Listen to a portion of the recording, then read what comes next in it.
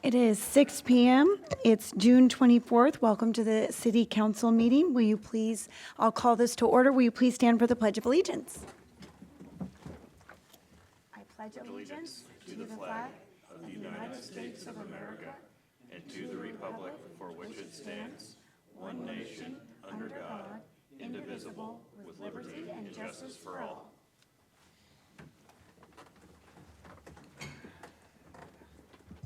All right, we'll start with roll call. I'm going to start online because I see Councilman DeYoung online.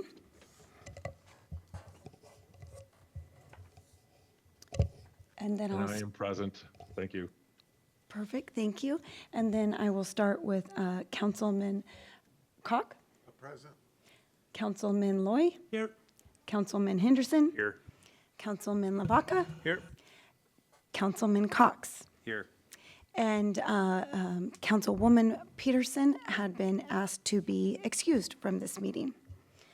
So now I'll be looking for an approval of the agenda with the addition for an executive session discussion with legal counsel about current or potential litigation, RCW 42.30.1101I, a closed session, and new business development in an interlocal agreement with Skagit County regarding the first phase of baseball fields at Northern State Recreational Area. Madam Mayor, I'll make that motion. Second. Okay, so I have an approval by Councilman Lavaca, seconded by Councilman Henderson. Any discussion? All those in favor signify by saying aye. Aye. Any opposed, same sign. All right, the approval of the agenda. Now I would be looking for a motion to approve the consent agenda. I'll move to approve the consent agenda. I'll second that motion, Madam Mayor. Okay, I have a motion made by Councilman Henderson, seconded by Councilman Lavaca. All those in favor signify by saying aye. Aye. Any opposed, same sign. Motion passes. We have a very special guests with us today, the Sons of the American Revolution, and Rod Jennings. If you'd like to come and talk just make sure the blue light is on. Thank you. We're the local chapter, George Washington chapter, the Sons of American Revolution. The National Sons of an American Revolution were founded in 1889. Their current location is in the main office in Kentucky.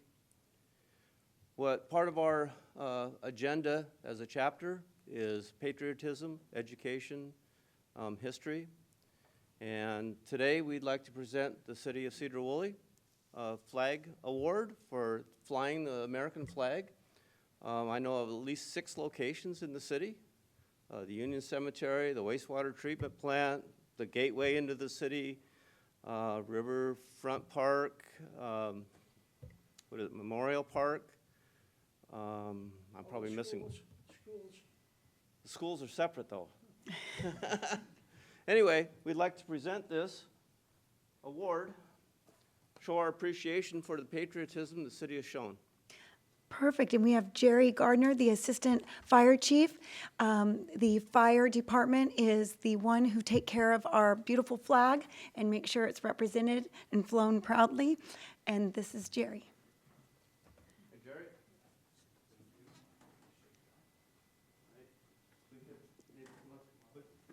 Yeah, You folks like to come down? sure. You guys all want to come down?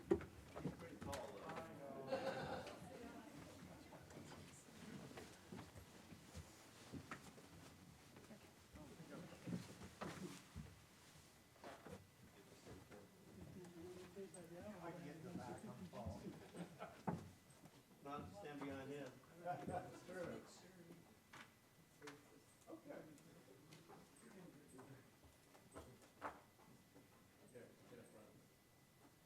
No.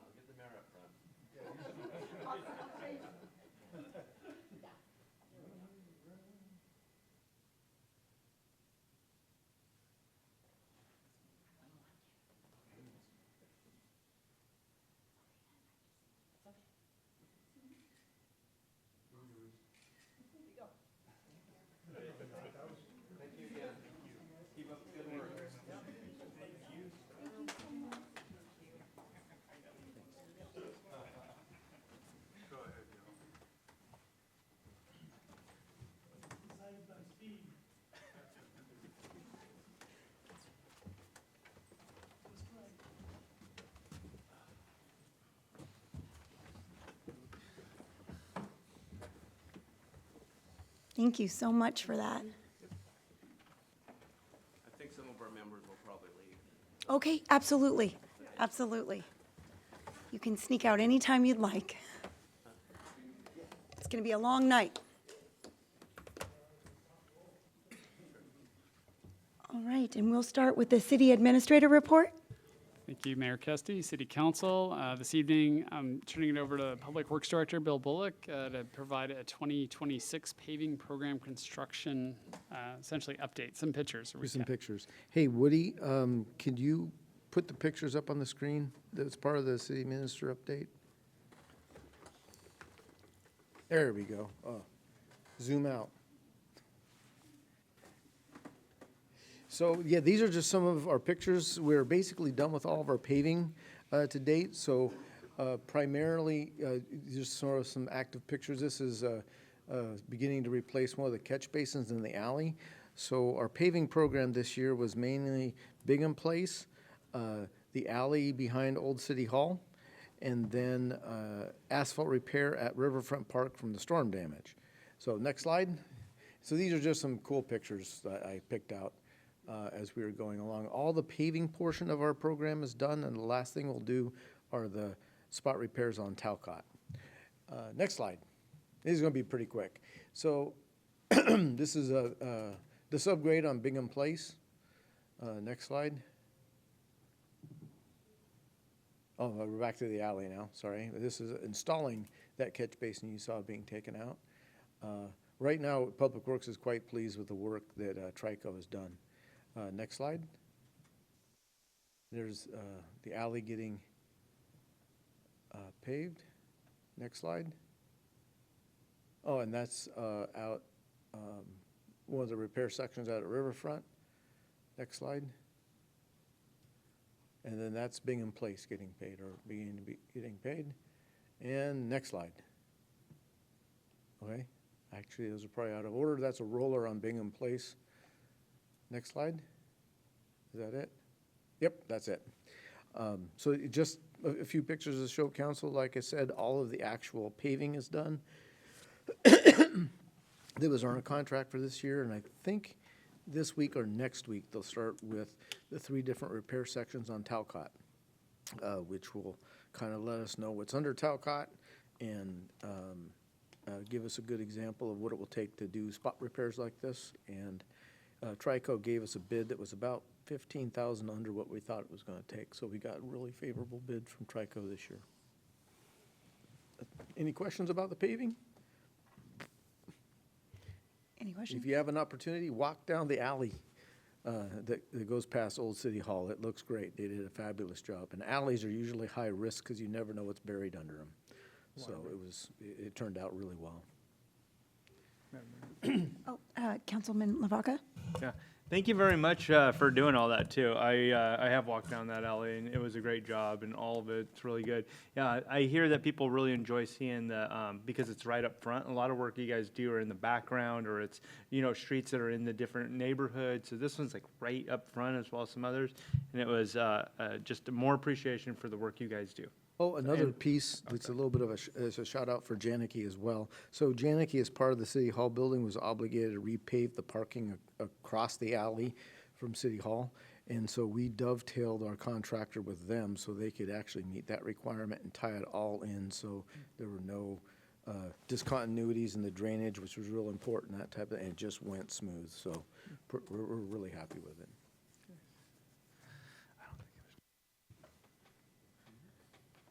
All right, that concludes my report. Okay. I like that. Now we'll move on to council member report, and I'll start with you. We'll go online. Councilman DeYoung?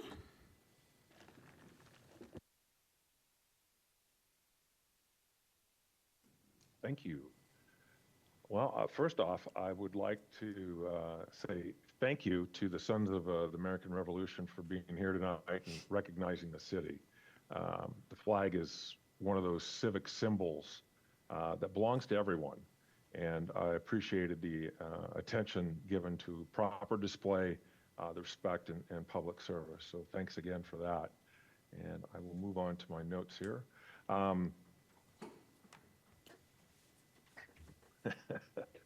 I am. Can I go a little bit later? as I get Sure, organized? absolutely. Thanks. Okay, we'll start with you, Councilman Cox. Let's see, it's been a couple weeks, but I attended the Sedro-Woolley Arts, Music, and Performance Music Project, or SWAMP, at the YMCA Rec Center. I thought it was called the Team Center, but it is the Rec Center. Some great performances by young people. I think this, my understanding, at least in the Skagit Valley Herald, this program called SWAMP is a nonprofit, and great performances by young people, but we were really surprised some of the older musicians came, I think, to sort of help as a fundraiser. One of them named Savannah Wood, who apparently was a finalist on the TV show The Voice. She was awesome. Let's see, anything else? I did listen in on the North Star Joint meeting and on their steering committee. I was interested to hear about some of the projects in the other towns. They gave updates on all of them. And that's it. Okay, thank you. Councilman Loy? I'd like to kind of switch it around since we had a flag presentation. Hey, Bill, how are we doing on getting the flagpole at Heritage? Right now, I'm just concentrating on Lago Rodeo, but it's something I need to coordinate with Nathan on and figure out, what the best way to get that in is. So it's not dead. Not dead. Then I brought the subject up again. Now I can hassle you. Yes, sir. Remember that? You remember that word back from our day? Hassle you? Nah, I'm not that old. Okay.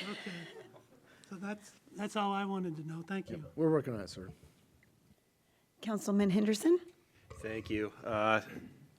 Very much so looking forward to the next 2 weeks here in Sedro-Woolley. It's our biggest time of year, in my opinion. So I'm very excited about the Lager Rodeo and all the festivities. And there'll be another car show in town this Sunday down at the Sedro-Woolley Eagles. And so all are welcome to attend. Thank you. Thank you. Councilman Lavaca? Thank you very much. So yeah, there's been a lot of excitement about the 4th of July, the Lager Rodeo, even the Kitty Parade, and all the work that's going into that. So in advance, I just want to thank all the volunteers and the Lager Rodeo for the work they're doing, and that there's still room for more volunteers. I was talking to Dale, and definitely room for more volunteers. So there's always that fun opportunity for the city to take part in it. It's 250th anniversary. There's going to be some really cool floats in there, and so it's really exciting. I really appreciated the Sons of the Revolution to come in. I really thank you for doing that. It's very awesome. And to just celebrate the way that the city holds up the flags around the community. It is something that really has a lot of joy with it included. So we saw that during the FIFA it's a FIFA award or ceremonies. All the videos that were coming out that I was really seeing honed in on was just a tribute to America and how it's so much different than what people thought. And the Star Spangled Banner being played before the games, and all the pride and patriotism is just really astounding. So it's kind of fun to have that and go into July with those guys leaving that residue of excitement behind and sharing that. So I think it gives a little bit of love for the community. The e-bike that we passed, as far as that motion to stem that, and I know it'll take some time, but there was some enjoyment that did take place, that it is going to make the community a bit safer. It is going to help with, kind of bringing that into focus and having some guardrails for the youth riding these bikes around. And then also some safety, not only for them, but for the people that potentially hit them or potentially, accidentally, have them run into a car of theirs or something like that. So that was a very good thing, and I wanted to share that. Thank you very much. Thank you. Councilman Cox? That was very well said. I just want to say that it's been a fun, I guess, last 10 days. So got to meet with Bill, so got to look at the wastewater facility and meet a lot of the team down there. That was wonderful. Really opened my eyes to what our needs are and what we currently have and how we're holding that together. So that's amazing work that the team's doing. And Charlie, Same thing. I think I could visit for hours with you, so we only got about an hour and a half, but it was nice just to see how the inner workings of the city are benefiting the people. And again, it's an open book for everyone out there, online. Use your resources, because there are people that do want to visit and talk to you and kind of let you know how things are going on. So there's a lot of passion in this city. Also wanted to give a little heads up on the Logger Rodeo too. We're getting ready for that downtown, as I kind of represent some of that. It is such a wonderful opportunity for us to shine. And, you know, and you talked about FIFA, whatever we want to call it. But we have that small city that so many countries wish they had. So it's very neat to see it in action. So I'm looking forward to that. And it's less than 7 days. We do a countdown because we're trying to get ready for everyone. And again, we've been encouraging other businesses to stay open. Been visiting last week some of the business owners and kind of talking about what our needs are downtown for our locals, and then for those that are coming in. So I'm excited to see how that's going. And then the other, I don't know if it's fun, but that's usually what I'll say. Dan, just want to say your team is amazing. I had to call because there was someone up on the roof of our building when I was downtown late at night. And I'm still on the phone with 911, and there was already an officer there. That response time is, it's critical for so many things, but just to know that you're there for all of us, it's really neat to see your team respond so quickly. So thank you for that on a personal note. But yeah, it's just been a fun last 2 weeks trying to learn, and I'm embracing it. There's a lot to learn and a lot of people want to talk, so I'll give you all some time to do that. And that's all I've got. Well, thank you. We're very happy to have you. All right, Councilman DeYoung. Thank you. So over the past 2 weeks, I participated in the Skagit Transit Board meeting.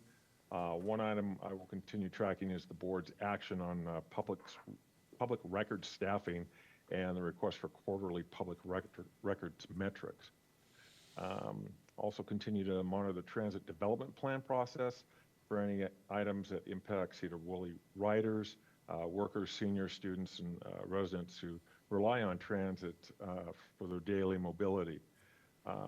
This week and right now, I am in Spokane attending the Association of Washington Cities, their annual conference as Sedro-Woolley's voting delegate.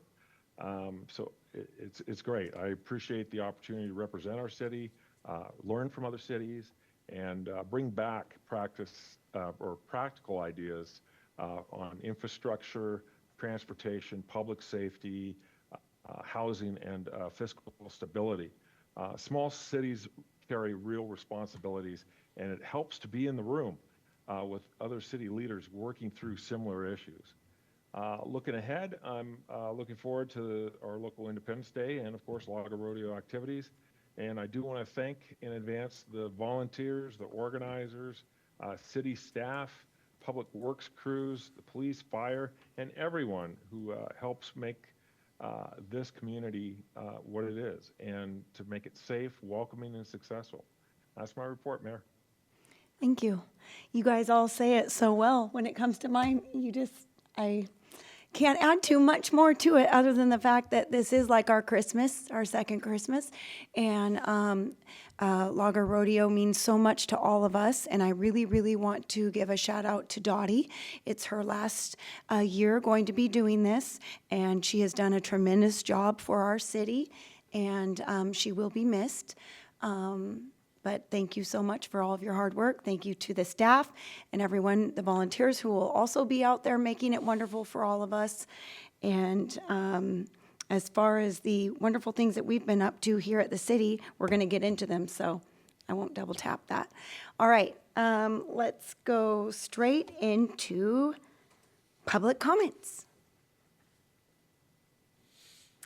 Oh, let me read this for you guys. Before we begin public comment, I'd like to review the procedures. Each speaker will have 3 minutes. Please state your name and your affiliation with the city if applicable. Well, comment should be directed to the council and the chair to maintain decorum. Applause outburst and other audience demonstrations are not permitted. Please note that the council will not respond during public comment, but will listen to and consider all comments presented. And we do not have any tonight is, but it looks like there are some who didn't put their name down, so we will start with Senator Wagner.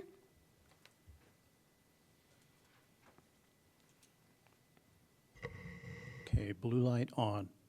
I don't have a nice uniform like we saw earlier, or even a No Best T-shirt, but I did bring my woolly shirt. That works. What I want to talk about tonight is your resolution approving a letter of opposition to the GoldenEye BESS facility, and to show support for that decision. We have been fighting this siting issue for a couple of years now. I've heard some criticism of myself that I haven't done enough to push back. So I thought I would use this opportunity to talk about what has been done and where we are in the process. I attended the very first public hearing that was at the community center. I spoke twice because there were two separate meetings there. I was the only person who spoke twice against it. And when I was there, the city and the county were in alignment. So I don't remember who all spoke. I remember Mayor Johnson spoke against it. Commissioner Janicki spoke against it. I spoke against it. There may have been some other council members there, but I do not remember that. Afterwards, I wrote a letter to FSEC, which is the governing agency, a letter to the governor. The county did the same. The city did the same. I've seen a letter from the Upper Skagit tribe also supporting our position. So a lot has been done.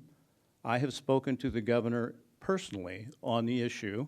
It was a short conversation because he's in a quasi-judicial position, and he said, Senator, you need to talk to my people. I can't really be discussing this directly with you. So I did. I talked to his people, and I made sure that they knew my letter was out there and that all of your letters were out there.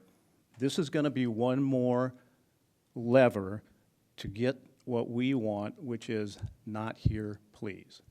So in my letter, I've said I am not against the technology as a whole.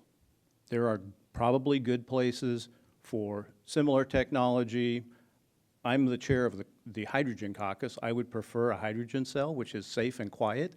I'm not very fond of the battery systems because they tend to catch on fire. Even if it's rarely, the occurrence is tragic. And I'll just restate all the reasons why it should not be there.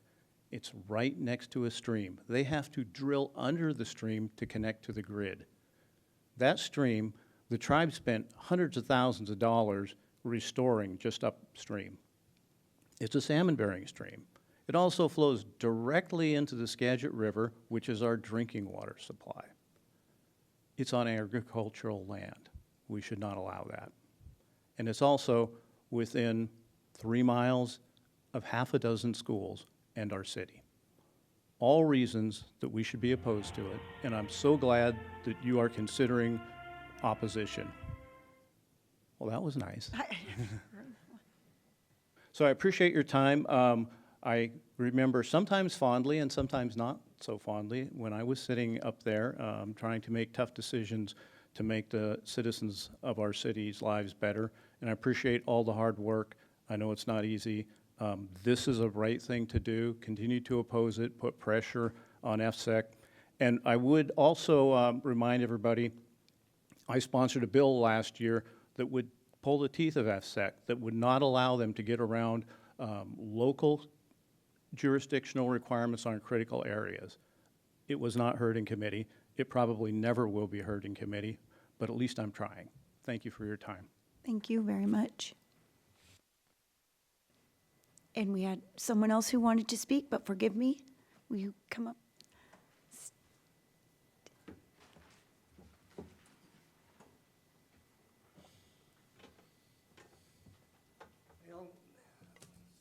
Hello, okay. My name is Arnie Bernick, and I was born here 83 years ago, and I'm speaking for 39,000 seniors in this county. As a resident of Sedro-Woolley, I want to express my appreciation for your decision to protect the Sedro-Woolley Senior Center. We are willing to step forward and take responsibility for this vital resource, shows compassion, long-term care for seniors. At a time when many communities are facing difficult budget decisions and reductions in services, you choose to prioritize seniors and recognize the important role the senior center plays in this community. I have attended recent meetings with Meals on Wheels where I was fortunate enough to meet Charlie and Ellen both at one time or another. Your decision reflects the values that make our city such a special place to live. I'm a Sedro-Woolley resident, but I volunteer at the Burlington Senior Center at the front desk and serves as the current president. My daughter Lainey lives here and delivers Meals on Wheels for Sedro, and we hope to extend our volunteer services to Sedro. Congratulations and thank you for having the vision for Sedro in leadership at this time in need for senior centers. Thank you. Thank you very much. And if there is anyone else in here who would like, okay, Jester, come on up.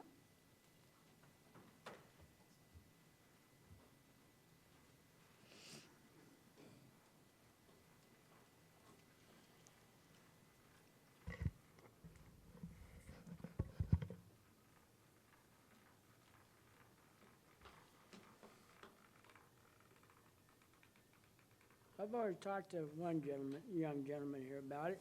Last 4th of July, I haven't missed the 4th of July in this town since I'm 65 years old. Remember, I've been here all my life. But last year, during the 4th, during the parade, I was sitting with my wheelchair at the corner of Metcalf and Perry Street and watching the floats, whole 9 yards, and they were great.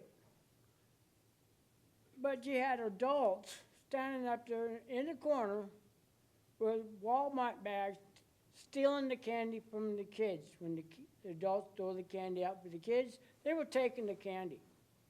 Didn't ask questions, didn't do nothing, but taking their candy and filling their bags up. I think that needs to be stopped. If you're going to stop that or stop the kids at all going after the candy up there, because I know the gentleman said Anna Corps is stopping it. I know why they're trying to do that. It's too easy for a kid to go out, run out there, get some candy with some big truck or tractor or whatever, hit by accident. It's not fault to the truck driver or anybody else. Kids are going to run after whatever they can get a hold of. So somebody's going to have to do something about it. But those adults going after that candy, if I see it this year, I didn't do nothing last year, I will do something. I know the cops are walking around, they didn't do nothing, but I will do something. I might be in this wheelchair, but you don't know me. I will step on somebody's toes real quickly, and I don't care. What are they going to do to me? I'm already halfway dead anyway. Don't make no difference. Excuse my language. But that's what I got to say. You guys can decide what you're going to do, but if I see one adult go after some kid's candy, I'm going to do something. I mean, that's what the cops need to be doing. Give them something to do besides nothing. Well, thank you, Chester. Is there anybody else who would like to make a comment? Okay. Anybody online, Woody? Any of the remote guests, if you would like to participate in public comment, please raise your hand and I will unmute your mic.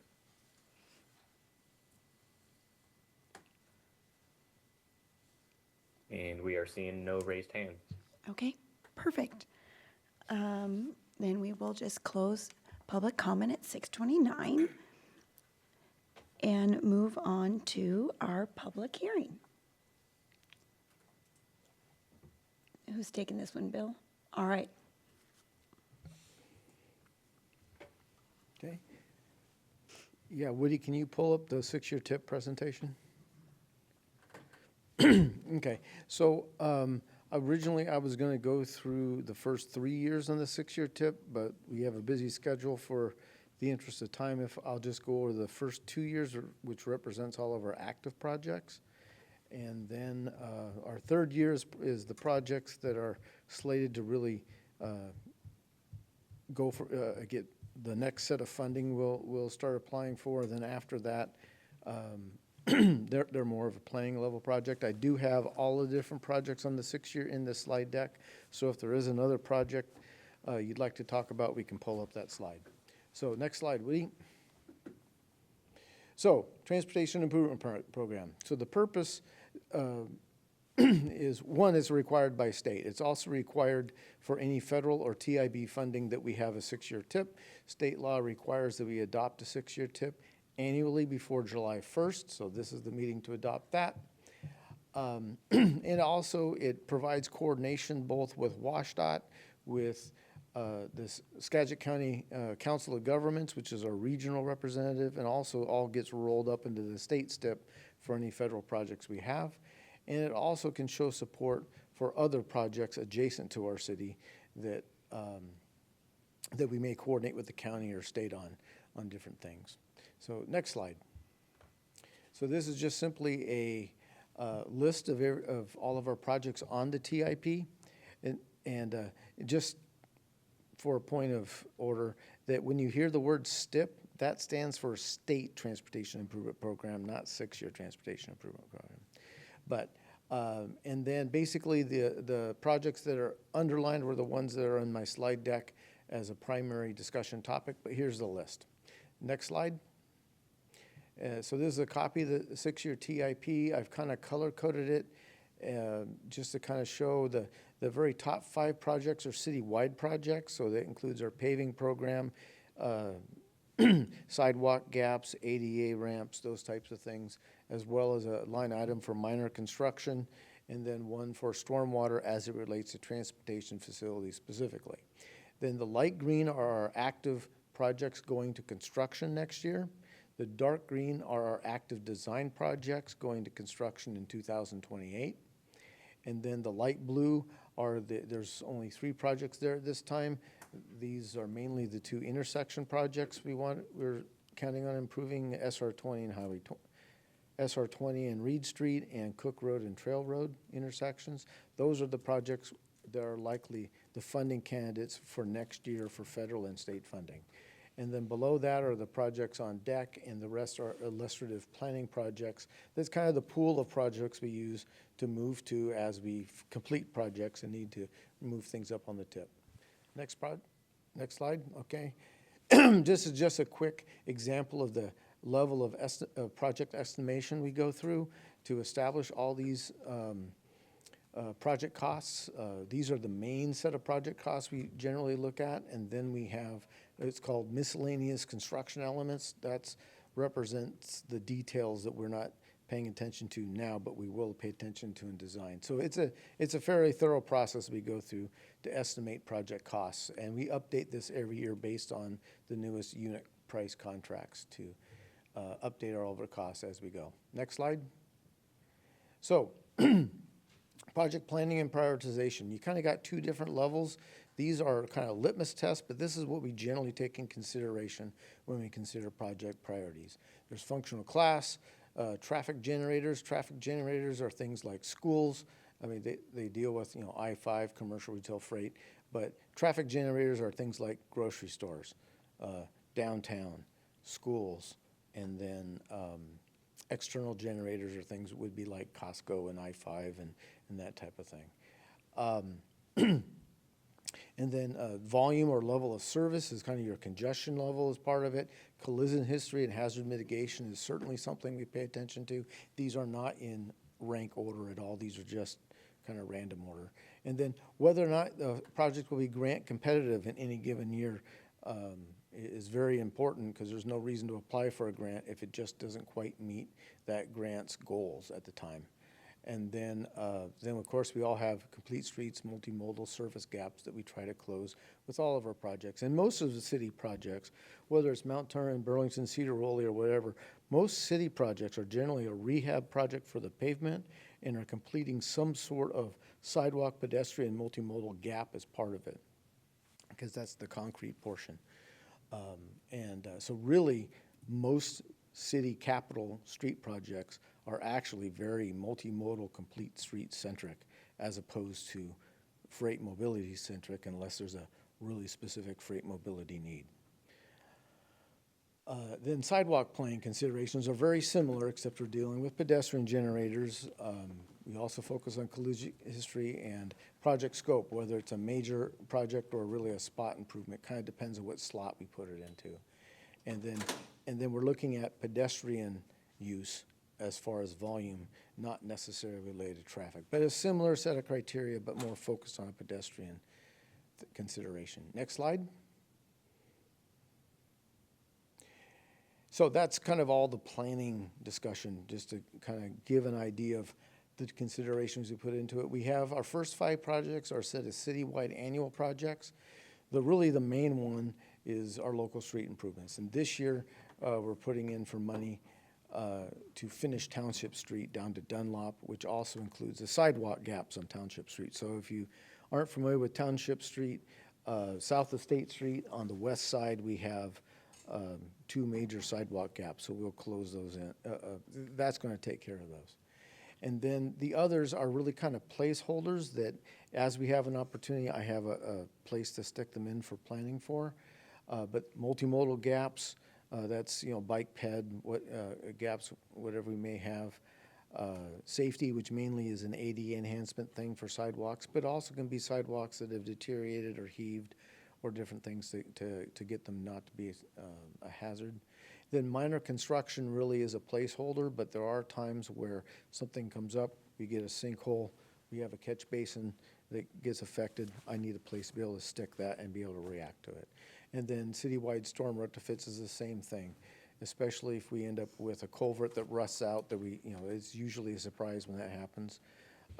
As you know, we're going to have a new stormwater specific maintenance worker on staff, and we're going to start handling those more proactively than reactively, but that's what that placeholder is for. Next slide. Okay, so now we're going to talk about projects. Right now, first kind of really premier project we're going to begin construction next year on. Bill, can I stop you for one moment?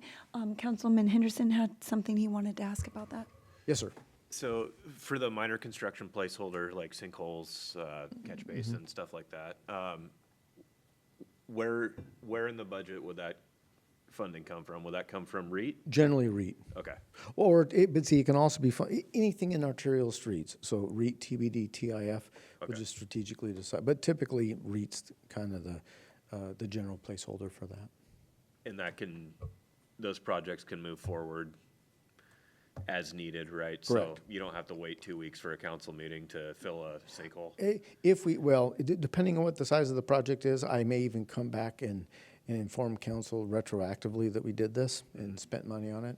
But yeah, it's going to be one of those things that either that or sometimes is a council priority because you have a citizen comment that said, have you noticed that? And we realized that, yeah, we better fix that 200 feet of curb because it's terrible or whatever. That gives us a place to stick it. Well, the sinkhole will show up overnight sometimes. Oh, yeah, exactly. But that's what it's for. It's for those general things that are out of the maintenance category, but not major construction, but we need to deal with it in any given year. So it gives us a place to focus on that. Thanks for clarifying. And then Councilman Cock has one as well. Yes, I may have this mixed up, but I would imagine that the increased traffic on Highway 20 would help us in seeking funding for this sort of bypass. Is that true, or do they not even think that? This? Yeah. Not really. Really? And that really doesn't come into play too much. Really, this is accomplishing really a GMA directive back from when GMA was first founded. So GMA really encourages you to find alternative parallel routes to state routes because especially like I know in Chehalis, that's where I've worked before, and even in Bellingham, where they're trying to encourage people who are local travelers to use parallel routes rather than use I-5 as a local access route to get on, go down 2 exits and get off, because that increases congestion where it doesn't need to be. This is kind of a similar thing, because this is going to provide a northerly parallel route to Highway 20 that will basically help make that more efficient for travel purposes and won't create congestion on the roundabouts and those things with people in this particular thing to get to Cook Road to go north to Bellingham. They're coming from the east side of the city, right? They could actually use this to bypass some of the congestion on Highway 20. And then the other piece, by connecting east and west, city east and west of the railroad, will really have a benefit to response times for fire life safety to the side of the city as well. No, that's great. Thank you, Bill. So I said almost everything I need to say about this particular project, but the big note here is that we now, the big impediment to this project was not being able to get a hole under the railroad. We now have a bridge at this location on the railroad. So that was the big piece. We wanted this project to go this year, but we couldn't really do it without a bridge. Now we have a bridge, and now we're well positioned to be able to start construction next spring with really very little in our way to interrupt that schedule. So really excited about this project. It's one of the key projects that really have been part of this corridor in the city. And once we get this done, we'll have an open transportation route. But, yeah, we're there. It was really exciting. The railroad bridge, I think I reported this on council, but they put that thing up in less than 24 hours when they broke ground on a Friday. And so it was really amazing to see it go up. Next slide. Okay, the Sap Road undercrossing closure. So as part of our agreement with BNSF for that undercrossing, we need to close this crossing to traffic on Sap Road. So this is a picture of the Sap Road Bridge. Most people are familiar with it. It's a hairpin turn. It's quite hazardous. So what we're going to do is put two hammerheads on either side of the bridge. One will go basically in the Sap Road itself, and then we'll establish another one after the last residence on Sap Road. However, BNSF has informed me so far that they're not going to reestablish the fill under this bridge. So we'll be able to leave it open for pedestrian access. So we'll block it off with bollards. There'll be temporary bollards because we could still have a second emergency access if we needed to in a pinch. But that's going to be a really neat feature of this whole project too. But we will close that road to traffic when we have Jones John Liner open as a through access. Oh. Next, and we'll do this probably with our own crews. Sorry, Councilman. Yes, sir. Yeah, you're really right about this being a dangerous place. The residents who know honk their horn before they go through that curve, so just in case they don't have a head on. And so does the school bus. But, and then the residents on this side of Sap Road, where the picture's taken from, basically they go down Reed Street till they hit John Liner and they'll go west. So it will actually be still rather convenient and a far lot safer for them to go. And the Jones John Liner Railroad undercrossing project, the previous slide, also establishes a 10-foot wide bicycle pedestrian path on the north side and a 5-foot sidewalk on the south side. So you'll technically be able to ride your bike from the east side of the city all the way to Olmsted Park, and more than half of it on a bike lane. So that'll be cool. Next slide.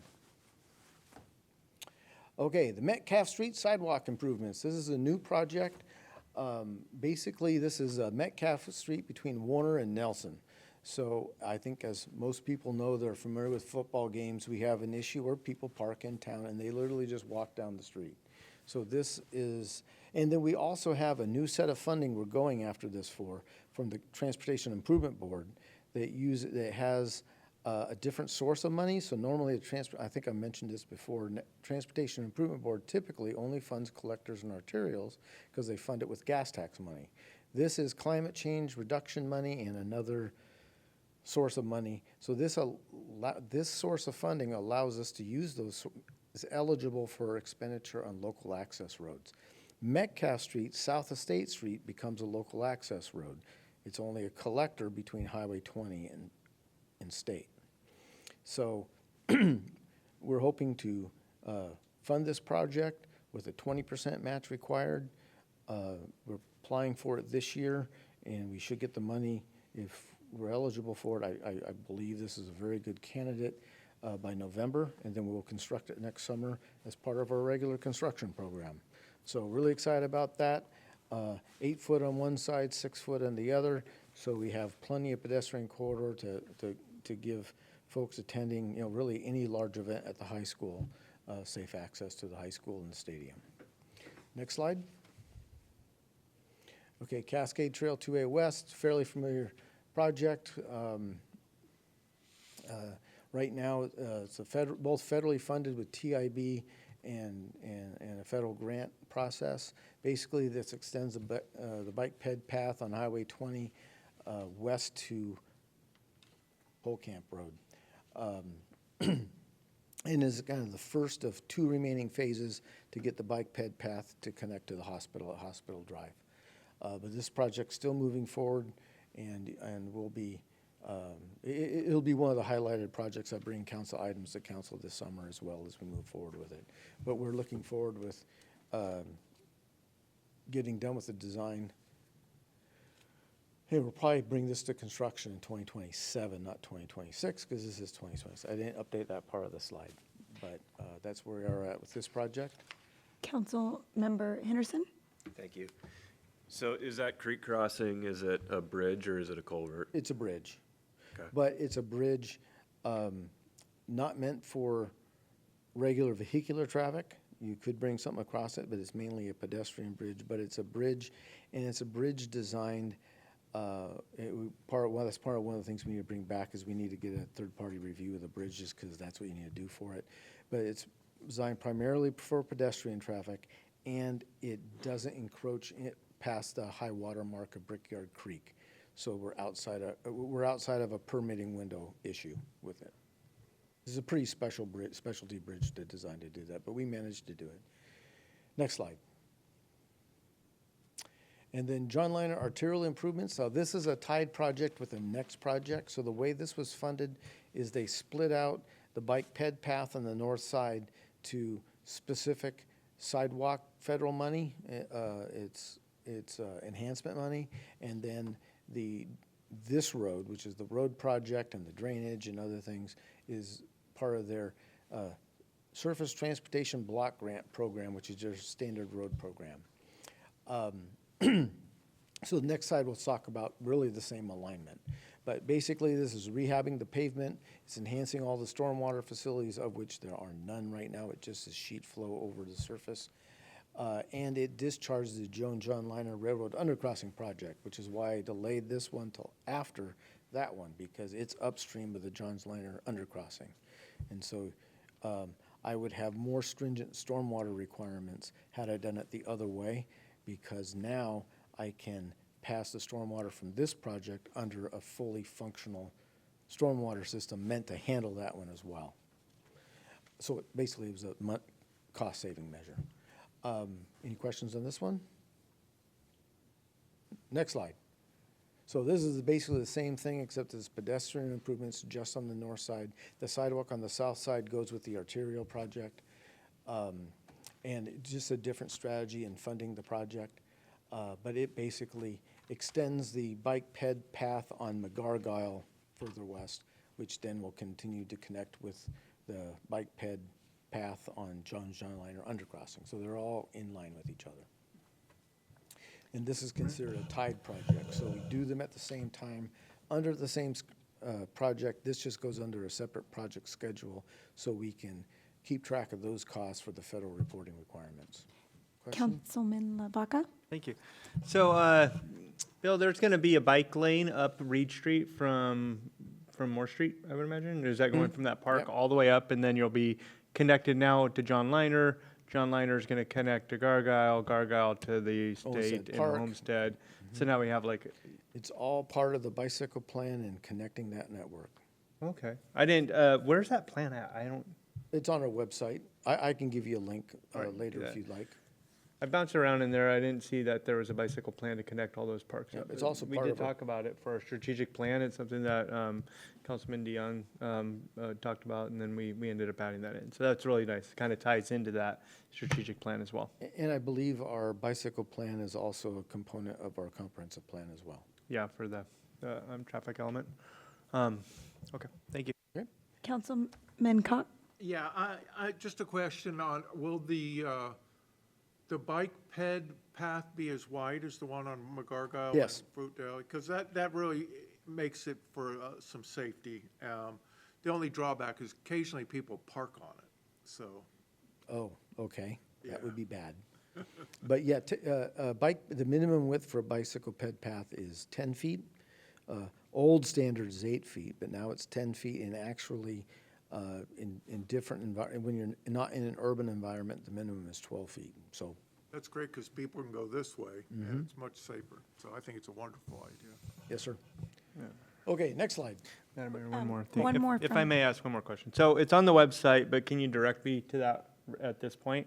Like, I go to the website, we come to the main page, and we got the department, the resources, the governing, you go to Parks and Rec, or you go to planning, I'll have to get back to you on that later. I don't have a computer in front. I know that that's in the strategic plan too, to make that a lot more friendlier to use this website, and for people who want to like, oh, we got a bike path, let's see what that, it's right up front, it's, you know, our Parks and Rec are right up front, but, yeah, I was just curious. We have a near-term effort to make the initial improvements to the Public Works website, so I will Yeah. bring on some of that. And just so you know, we are more and more with our park systems, we're including QR codes that link people to being able to reserve things and all that stuff. So that's part of one of the requests you'd made earlier, and so we're actively trying to incorporate that technology as well. Okay.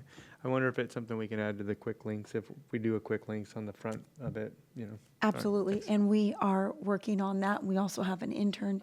Charlie, do you want to speak to that real We quick? have an intern, George Cox. He'll be at a council meeting sometime in July from Western Washington University. Councilmember Cox helped us actually make the connection to the journalism and public affairs program there.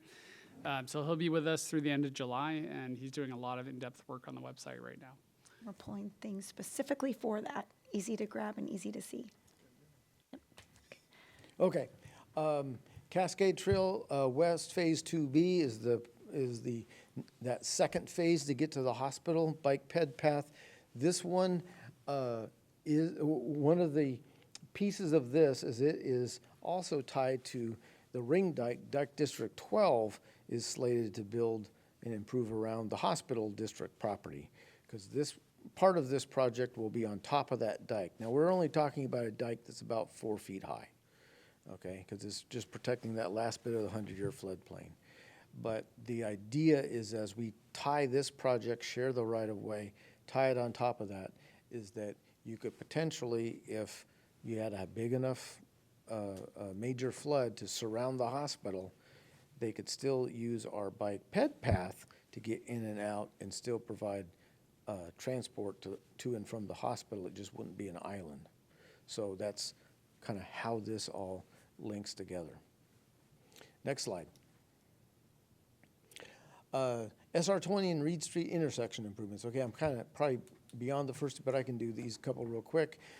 We have 2 intersections. Both councils have been interested, rightly so. These are listed in our comprehensive plan as kind of the only 2 intersections left that will fail our level of service before the next comprehensive plan cycle. So this is a signalization project on Reed Street that will combine the Hawk signal and the what I call the Opticon signal for the fire to let them get out on Highway 20 into one signal location, so that you have protected pedestrians as well as fire life safety access directly up Reed Street rather than Puget. But that would then lead to the Jones John Liner undercrossing that connects the rest of the city. So it's a great signal project that actually reduces infrastructure and combines a lot of capability and compatibility with other transportation necessities. So that, we're looking forward to that project. Next slide. And then the next one is Trail Road intersection.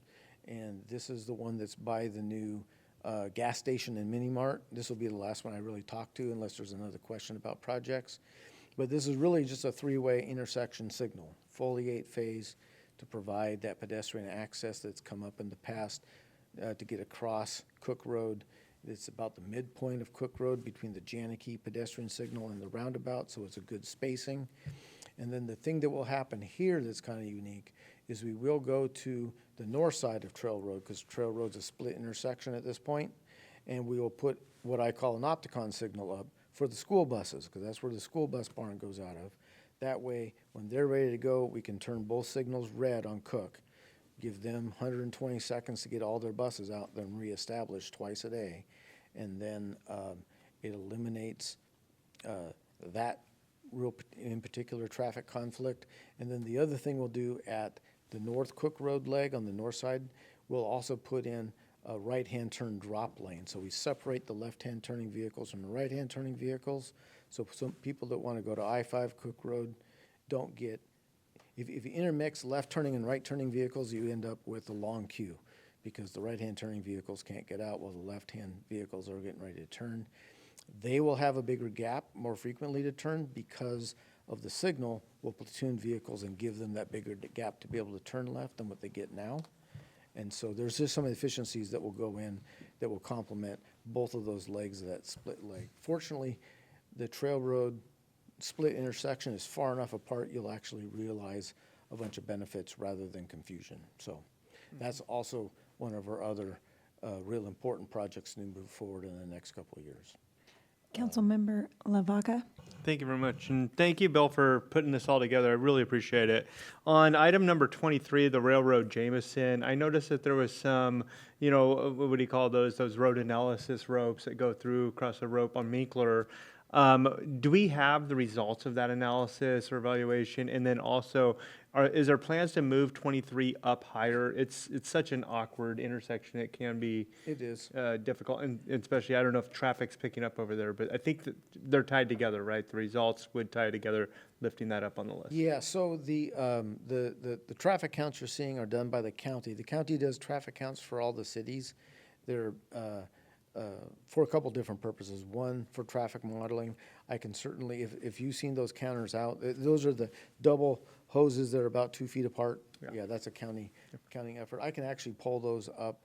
I'll ask the county for them because that might be in the county or it might be in the city, kind of depends. And we can see kind of what those results are. Yeah, the projects in the orange and gray area, as we get these active projects done, that's when we start reprioritizing. Like, for instance, remember last year's 6-year tip, both of these intersection projects were near the end. And it just became really apparent over that first year I was here and listening to the comments that council was getting from residents. And I take that feedback quite regularly. That's why those moved up. It also moved up because, again, that funding source, they actually became very fundable. So, and then the other tie to that was the results of the comprehensive plan marked those as 2 of our failing intersections. So kind of that synergy, like I was explaining at the very beginning, moved those up. Certainly the Minkler, the Railroad Jameson intersection improvement, which would include probably a signal, could certainly float to the top. Certainly others could as well, but we'll kind of go through that organic process as we move on these next couple of years as well. But that's kind of how that happens. So it's SW Sedro-Woolley. 04 is the year or the section? Yeah. So 04 is the year. 04 is the year which it was conceived that I could find with my research. So this one's like 2020, which isn't bad. We do have some down here that are 04 and 08, and Right. and so it's easy to see items just be on the list because then we can pick them up if the funding occurs, which is great. Yeah, it'd be nice to see the analysis what the county came up with. They did one on 20 and Minkler, I believe. But yeah, if there's just cause on Minkler, it's such an awkward intersection that it's just waiting to cause. I don't disagree with you at all, but yeah, I'll follow up on that and touch base with you. Thank you. And then I can't see Councilman DeYoung, but it's been quiet, so I wanted to make sure that if you had anything you'd like to ask, you'd be able to do that too. Great. I am here and I can see you guys, so I don't know what happened. This is an important planning document. It helps the city stay eligible and prepared even when funding timing changes. And I appreciate all the hard work that staff is keeping the project list going. So if it's appropriate, I would move to approve Resolution 1183-26, adopting the 2027 to 2032 6-year transportation improvement plan. Well, we can save that because. Point of order. Hold on, excuse me real quick. Okay. This is right now still an active public hearing, and Yes. then we want to ask for comments from the pardon me, public. excuse me. And then close the public hearing before we have a motion to adopt. Yes, exactly. Thank you for informing me of the process. Nice work. So we'll save that. Okay, so then I can open it up for if the public would like to come forward, if they have any comments or concerns. Let's see here. Oh, and he did. Oh, I bet you that's exactly what happened. So I don't have anybody currently signed up. Would anyone in here like a second chance? And seeing none, is there any online who would like to address the public hearing?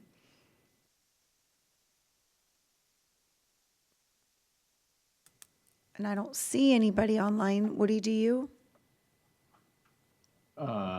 Nobody has raised their hands. So anybody attending remotely, if you would like to attend or participate in the public comment for this hearing, please raise your hand and I will unmute your mic. And I am seeing none. Okay, perfect. So we'll go ahead and close this portion of the public hearing for the resolution 1183-26. It's 7:01. And then if so moved, you are looking for action. And if there would be a motion I think that Carl did maybe already. Carl would like to come forward again. Yep, I see his hand. Thank you. That's Carl. Cart, horse, cart. Got it. Approve Resolution 1183-26, adopting the 2027 to 2032 six-year transportation improvement program for the development of the city's transportation system. I'll second that motion. All right, we have a motion by Councilman DeYoung, seconded by Councilman Henderson. Is there any more discussion? I want to say one point. I want to thank Bill and others for the hard work that went into this. I think it's going to make our Sedro-Woolley a safer place. Thank you. All those in favor signify by saying aye. Aye. Any opposed, same sign. Aye. Motion passes. Now, number 2. Ashton. Thank you, Madam Mayor. So this is going to be your second public hearing for the night. This is the second read for our update to addressing and street naming standards. I know we have a lot on the agenda, so I'm just going to touch on the highlights really quickly, and we can get into any details if you so choose. So overall, this is codifying what our existing processes are, except for a new proposed street name petition. It's also a minor edit to the address grid that we currently rely on. Future annexations, particularly to the north of town, will not be able to comply or conform to our addressing standards if we don't rectify this error in the addressing grid. It's a pretty minor error. It's just north of Longtime Lane, if you know where that is. And then we also have new language for street naming updates. This gives the fire department and our Skagit County 911 center more authority in changing addresses. The intention of this isn't to change everybody's address in town, but the intention is occasionally we find errors in addressed buildings. For example, we recently found a duplex near the wastewater treatment plant that had even address numbers when it's on the odd side of the road. It's things like this that we want to make sure that our first responders over there are getting to these places on time, and they don't have anything that we can prevent any mistakes like that. So we have that ability to do that. Just because this is public safety is what the priority is here. Lastly, it's also an update to our master fee schedule. We have to update this just for our planning review, engineering review, fire department review, as well as the actual cost to replace any street name signage if we do receive a street name petition. Those will all be clarified, or those are all in a separate resolution that's not part of this public hearing. And so that will be discussed later tonight, but we had to separate that update to the master fee schedule through resolution compared to the update to the municipal code, which is what you're looking at now under this ordinance. And so now we'll take comments from the public or comments from city council, if that's okay with you. Absolutely. I don't have anyone on the public comment sign-up sheet, so if anyone in the council chambers would like to come forward to discuss this, or please feel free. It's 7:05, opening this up. And seeing none, we'll go online for the same question. If anyone has anything that they would like to discuss regarding this. Woody, if you see anybody.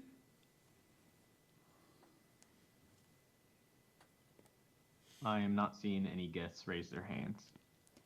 And it is also 7:05, so we will close the public comment and open it up to council members who might have questions. And I see Councilman Lavaca. Thank you very much, Madam Mayor. Ashton, great job putting this together. I was, thinking about people's addresses, and there's been some good feedback. Yeah, it's not a very hard thing to do to put an address out, and it does make it much safer. So good eye on catching that and whatnot. You were mentioning in here that if we had 75% of the street of the people that live along that road in agreement, and then the name could be changed of that street. I was thinking, we got a pretty small street in Evans, and nobody knows an Evans on that street. But we know, possibly a Sue Ellen. So we were going to get something together to, if it comes together, I'll let you know. Yeah, and I think that's what the intention is for.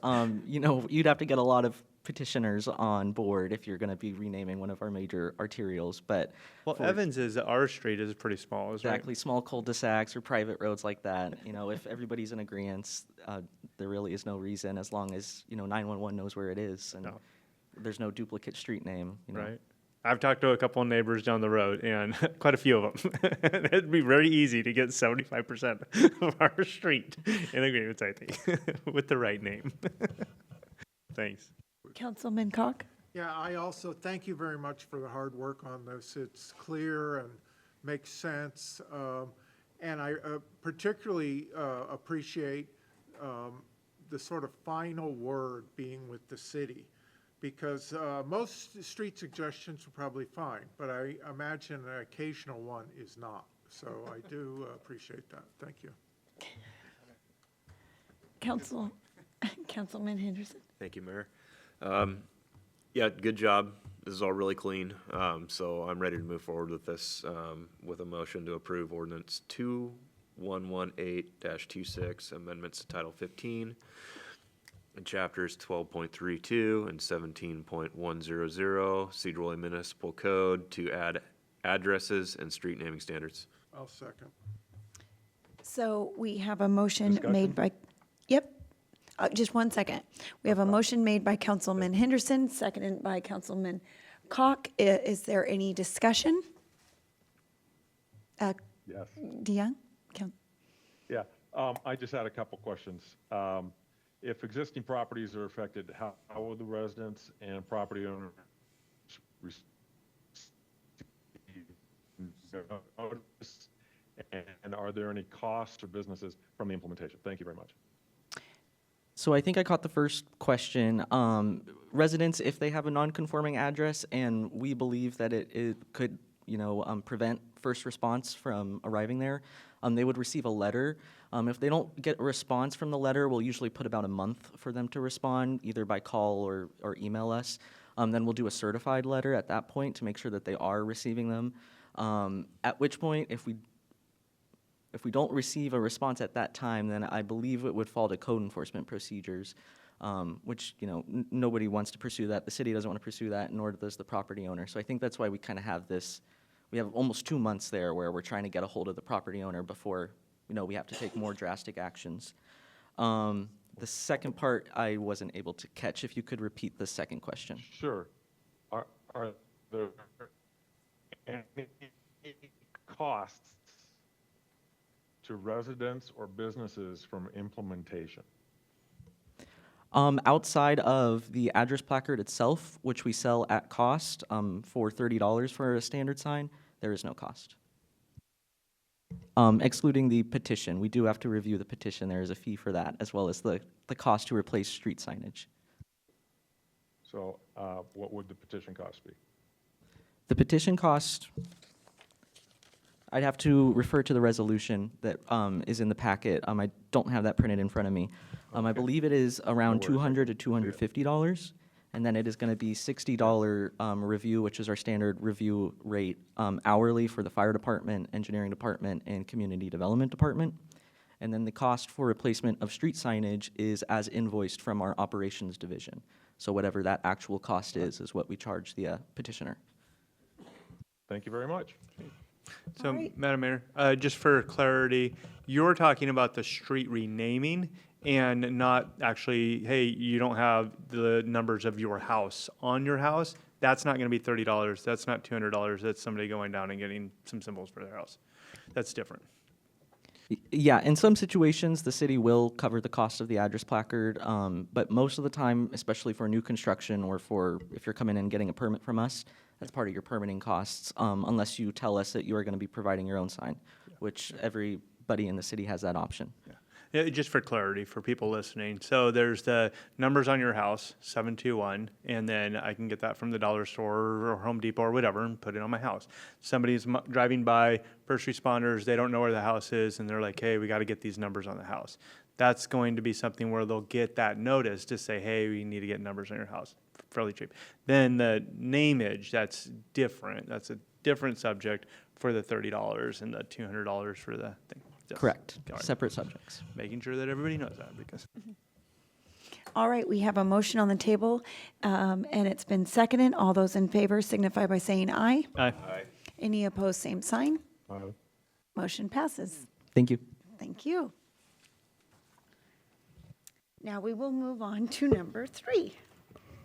Budget amendment. Kelly? Good evening, Council. This is the second budget amendment for the 2026 budget. We passed the 2025-2026 biennial budget in November of '24. We're required to do a biennial update before the end of 2025, so we did that and approved the first 2026 budget amendment in November of 2025. So this is the second one, and we'll likely have one more amendment in the last quarter of the year. These are just routine amendments.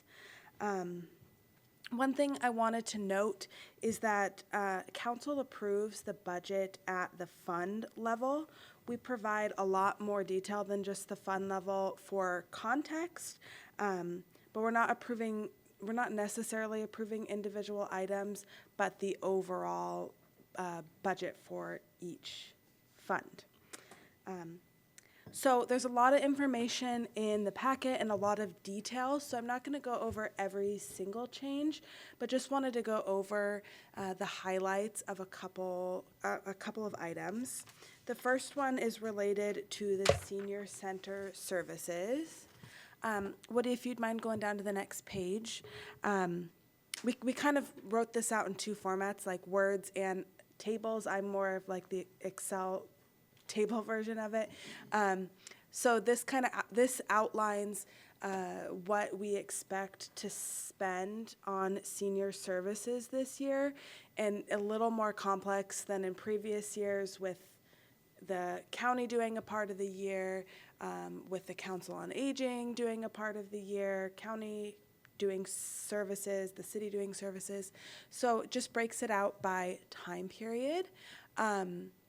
We expect total expenditures for senior centers this year to be $71,500.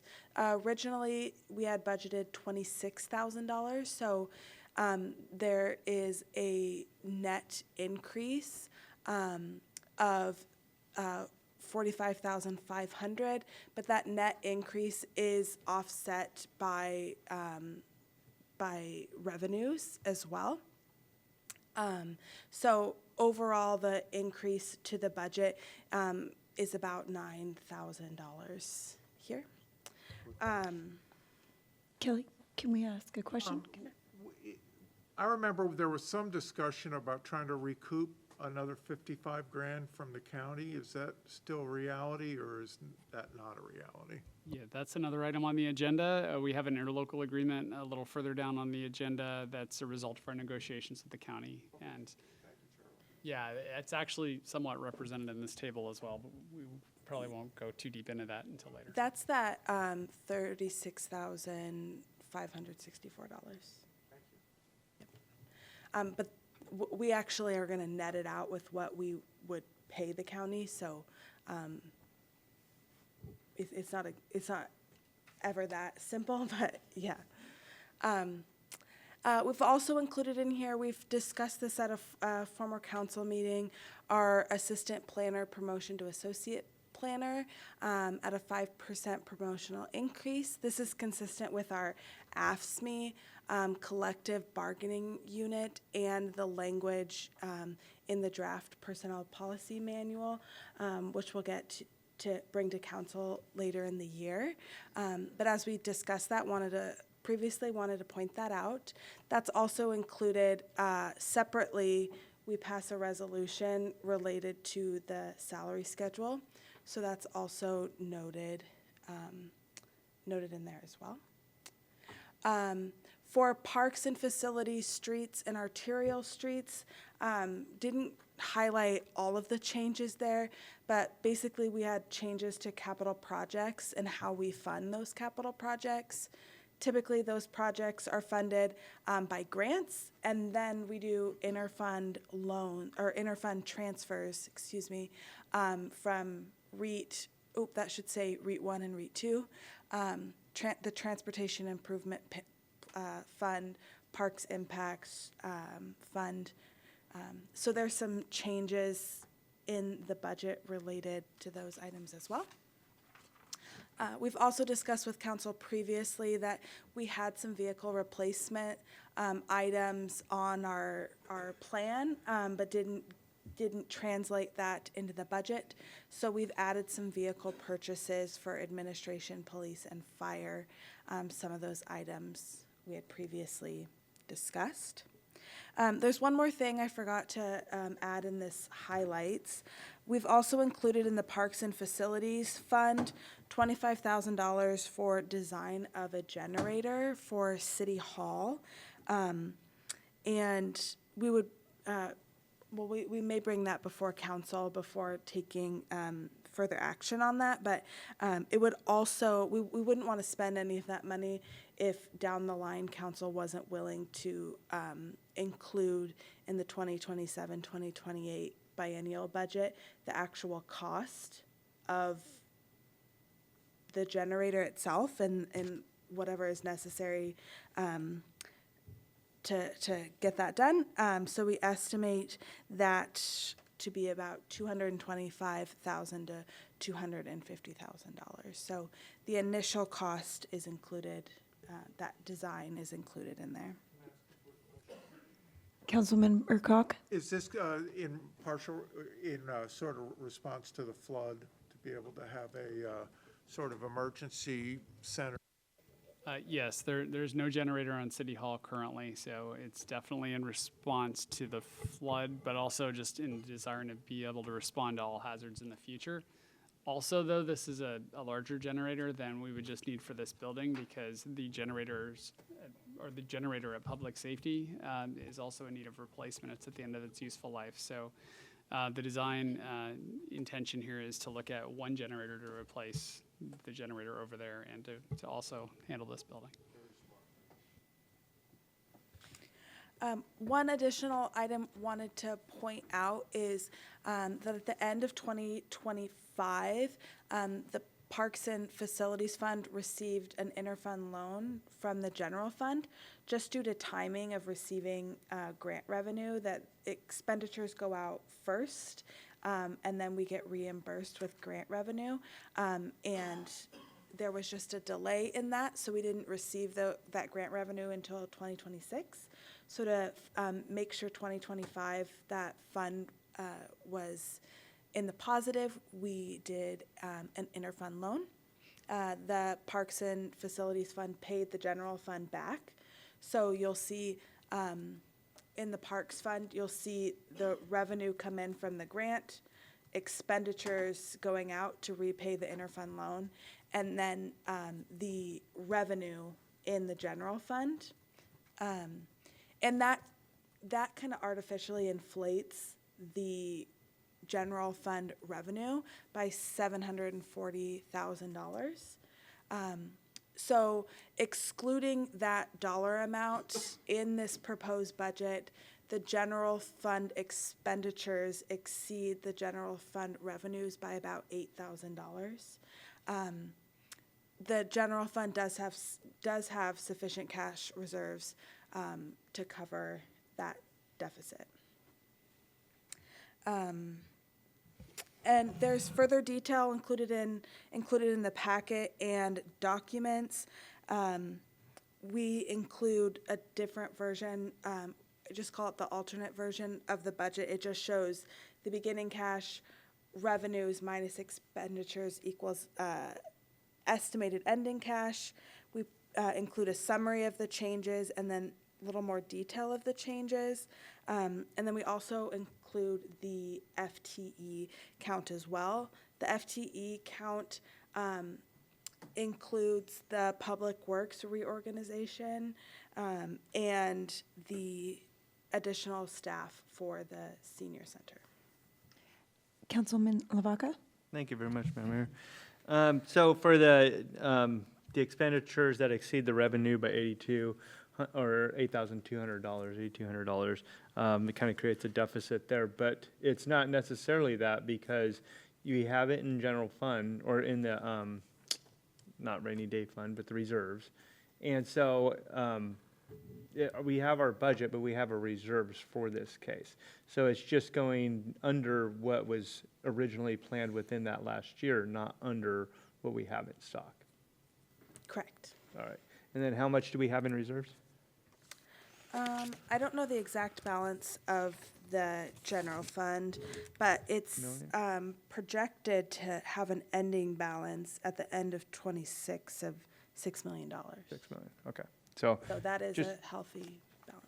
Yep, and so, yeah, if people are online and they're hearing this, and they're like, oh, the city's spending us into a deficit, there's $8,000 less than what they projected, I just want it to be clear that there's $6 million in reserve, where we've actually got a really good budget going on, and the way that it's being managed by you guys and the team is great, so thank you for doing that, and I just wanted to get that point of clarity out. Thank you. Is that all? Yeah. Okay, so we will open it up for public comment at 7:22.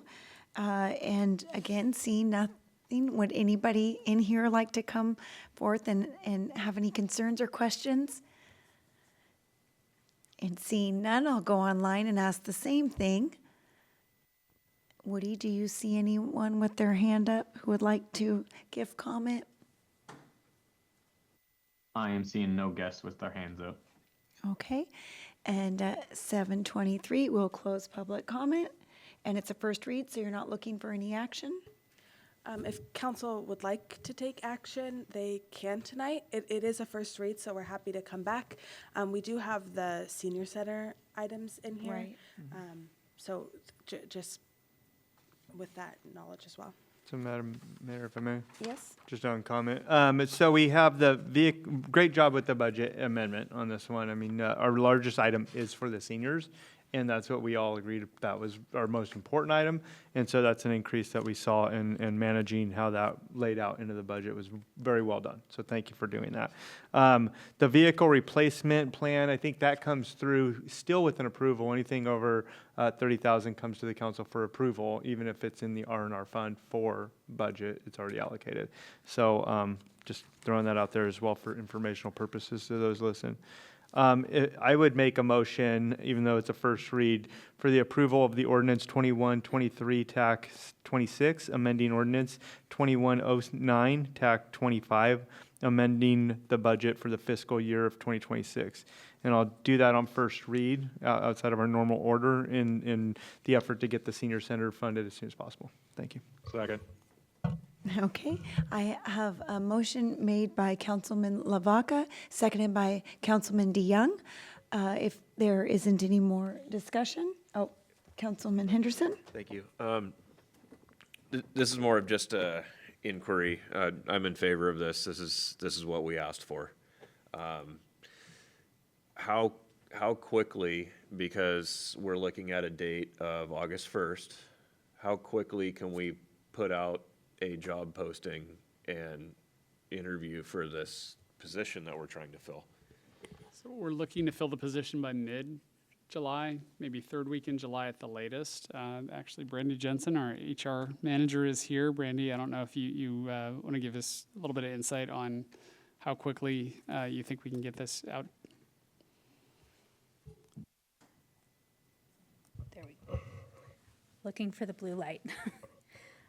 So we already have the job description written up. We are looking to discuss this with the union, make sure that they approve the job description, and then we'll take it straight to recruitment. We will need to do a 5-day job posting internally, and then there will be a 2-week period for external job, and then we'll be able to head into interviews. And then we'll also be doing recruitments for the part-time backup positions as well. So that's part of this too. Thank you. We also have later on this agenda the salary schedule to be able to determine how much we can post that position for as well. Okay, fantastic. All right, so if no more discussion, all those in favor signify by saying aye. Aye. Aye. Any opposed, same sign. Motion passes. Thank you. Thank you. And now we will move into our unfinished business, Charlie. Yes, holding it down with one item, kind of out of balance with new business this evening. So this is the strategic plan. I listed this as a final draft. That's hopeful. That's optimism. But we've spent a lot of time on this. I watched the video from the last meeting, made all the edits, did some cleanup on the formatting. I just spotted another little thing that I want to fix before we post it to the website, but it should be easier to read. I adjusted the numbering a little bit so that it's really clear the action items where they fit under different strategies and different goals so that all the numbers kind of line up. So there's always like a 1 in front of anything that's goal number 1, but you can tell which strategy it is because there's a 2 under the strategy 2, and then which action item it is under strategy 2 as well of goal 1. So just tried to renumber it in that way so it'd be a little bit easier. Try to clean up the formatting. Under goal 1, I still want to clean up a little more of the formatting. That's what I'm looking at right now on page 1 and 2 at the top. But otherwise, this should reflect all of the changes requested by council and discussed at the last meeting. And if council's comfortable with it, we very much appreciate a motion so we can get this approved and then start working these items into the budget. Councilman Cock? Yeah, great work on this. And I have a huge change on the strategic plan 4.11.L. It says shovel-ready B. It should be by, BY. So that's what you get with an old editor. Thank you.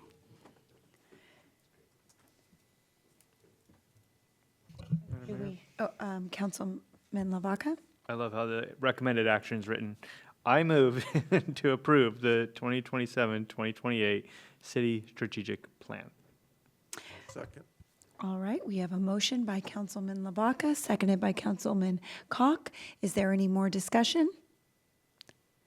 All those in favor signify by saying aye. Aye. Any opposed, same sign. Aye. Okay, so motion passes. Thank you.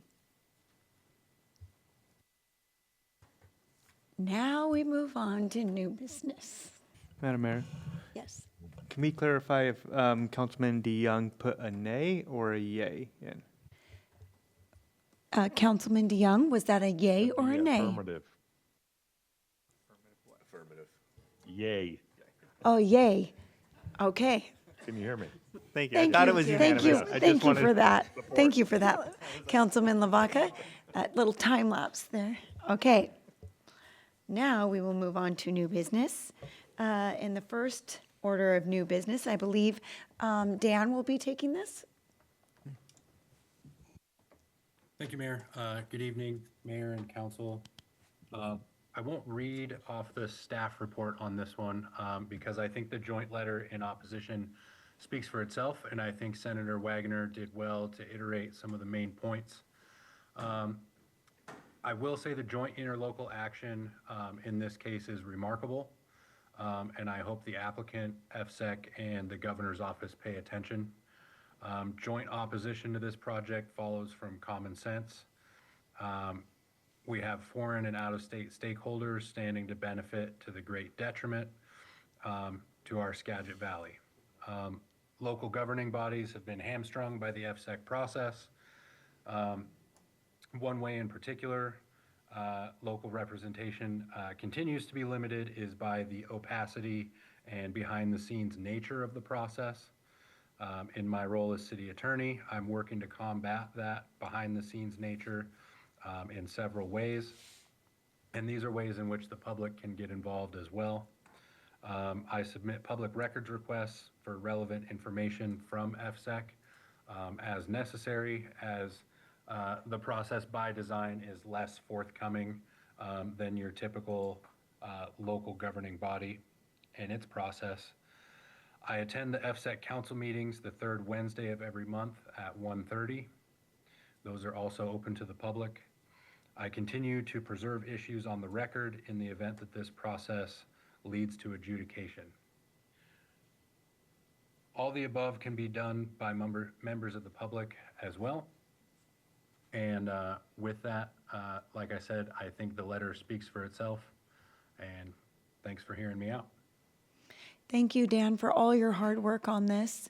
And I would like to turn it to the council members who might want to also make comment on this. Councilman Lavaca? I know I talk a lot.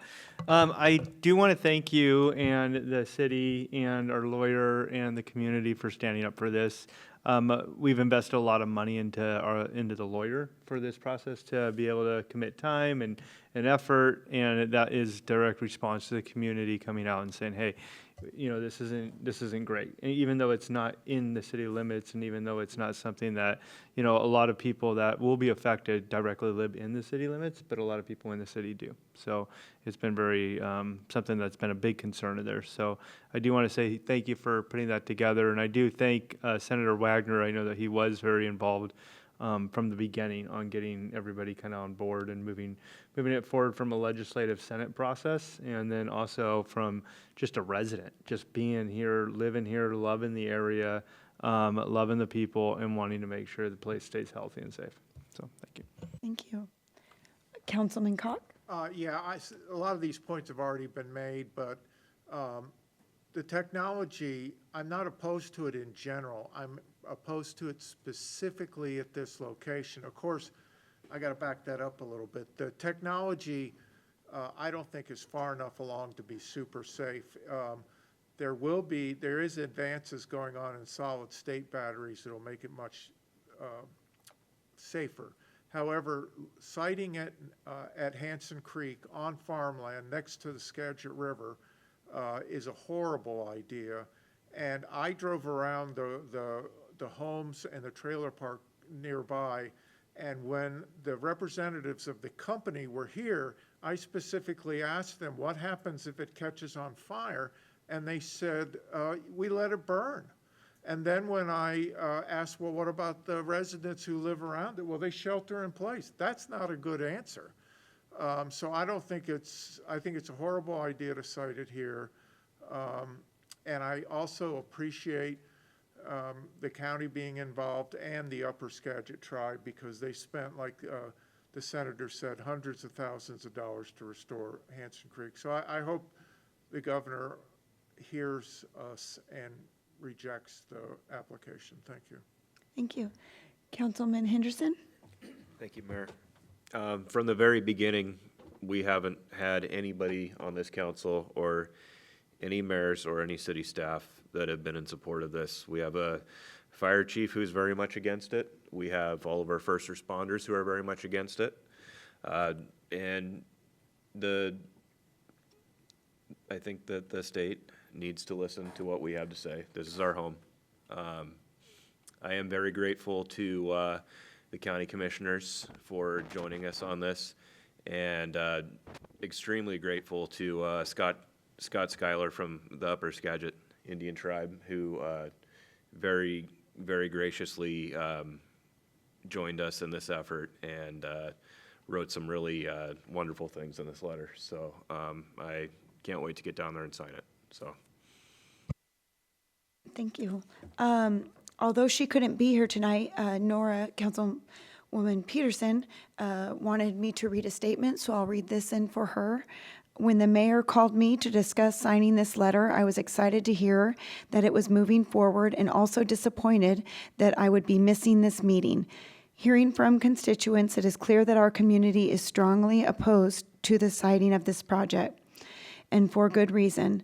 The site is too close to our city and located on farmland near a salmon-bearing stream. This area is clearly better suited for food production. There are better options than Hanson Creek for battery storage. I am optimistic that the state will see this and deny the Golden Eye Best application for this location. Thank you to all our partners for co-signing this joint letter. Nora Peterson. And I see that Councilman DeYoung also is raising his hand, so I call on you. Thank you, Mayor. Well, I support this resolution and the joint letter. This is not a vote against battery storage. It is not a vote against clean energy. It is a vote about responsible siting. And Hanson Creek is just not an open piece of ground on a map.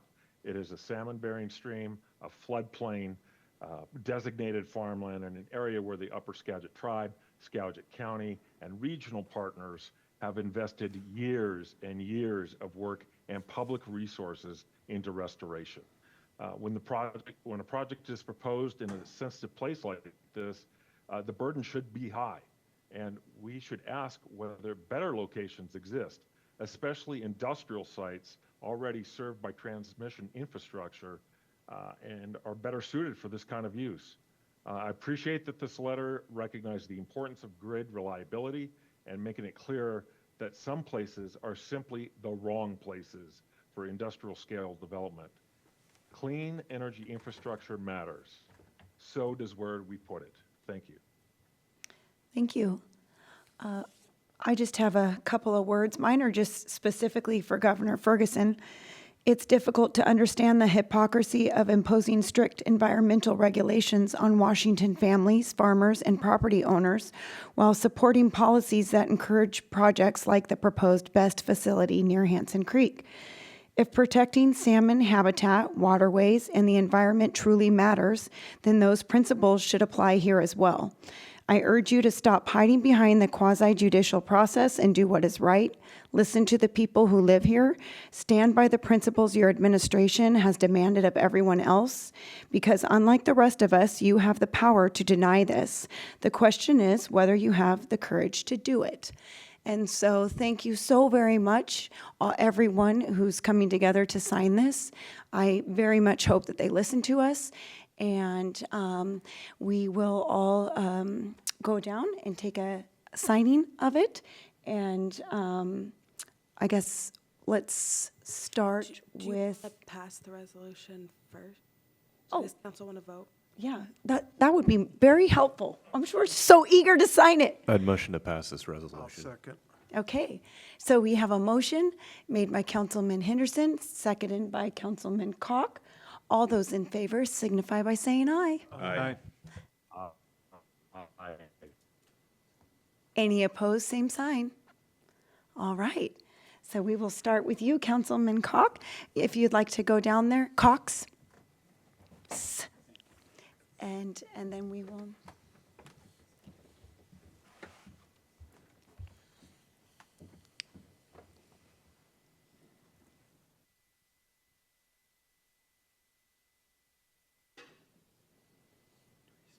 Yeah, and then stay down.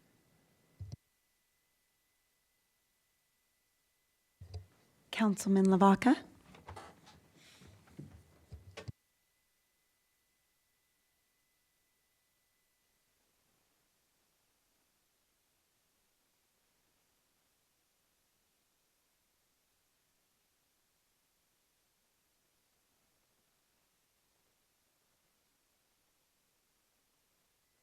Councilman Henderson.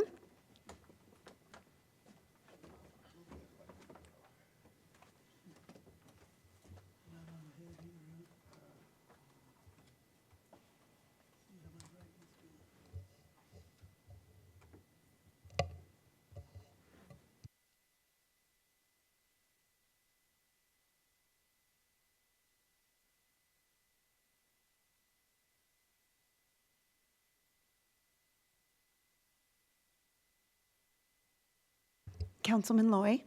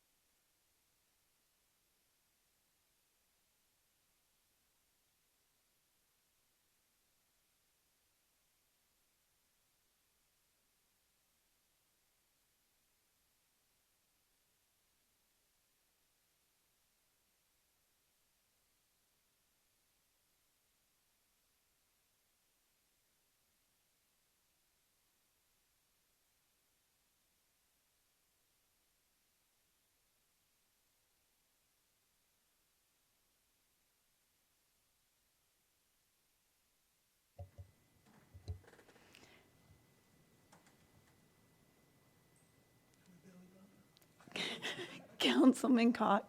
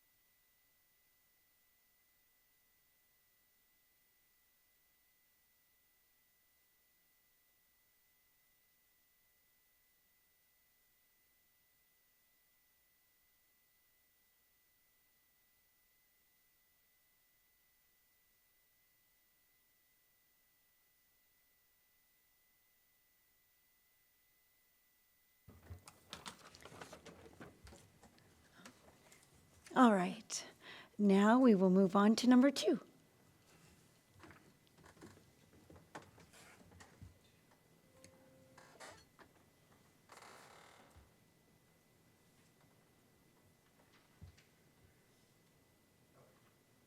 Mayor, I'm sorry, I know I just bumped Bill to go, but did you want to put, SRA. yeah, as the second item tonight? Oh, that's right. Thank you. Let's move that one right to that. So Woody, can you bring up my second PowerPoint?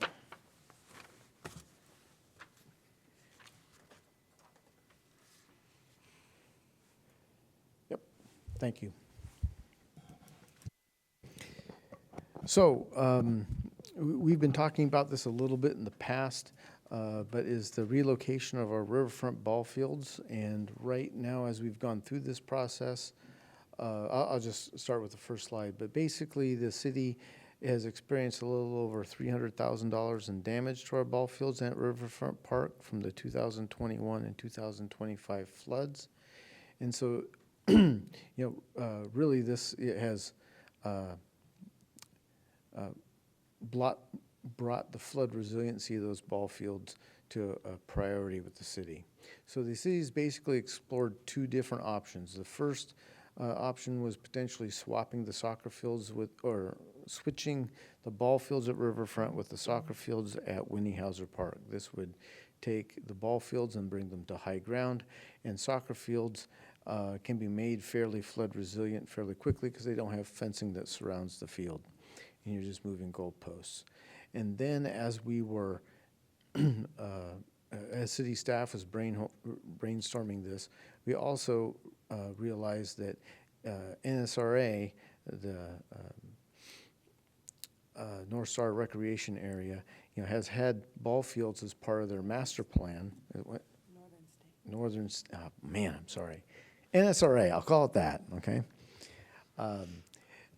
Has had ball fields as part of their master plan really for the last 25 years.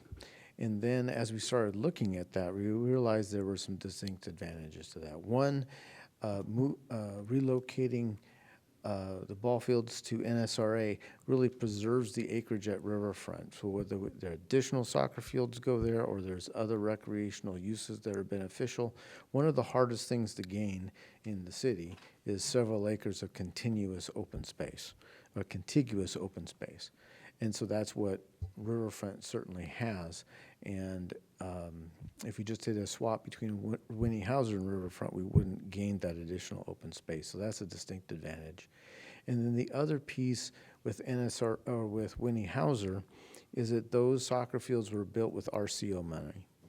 And part of RCO money, although we could approach RCO and seek the permission, really comes with a 20-year commitment for maintaining those fields because as part of using their money. And that's the same commitment we have with Olmsted Park, for instance, because Olmsted Park had a large section of RCO money.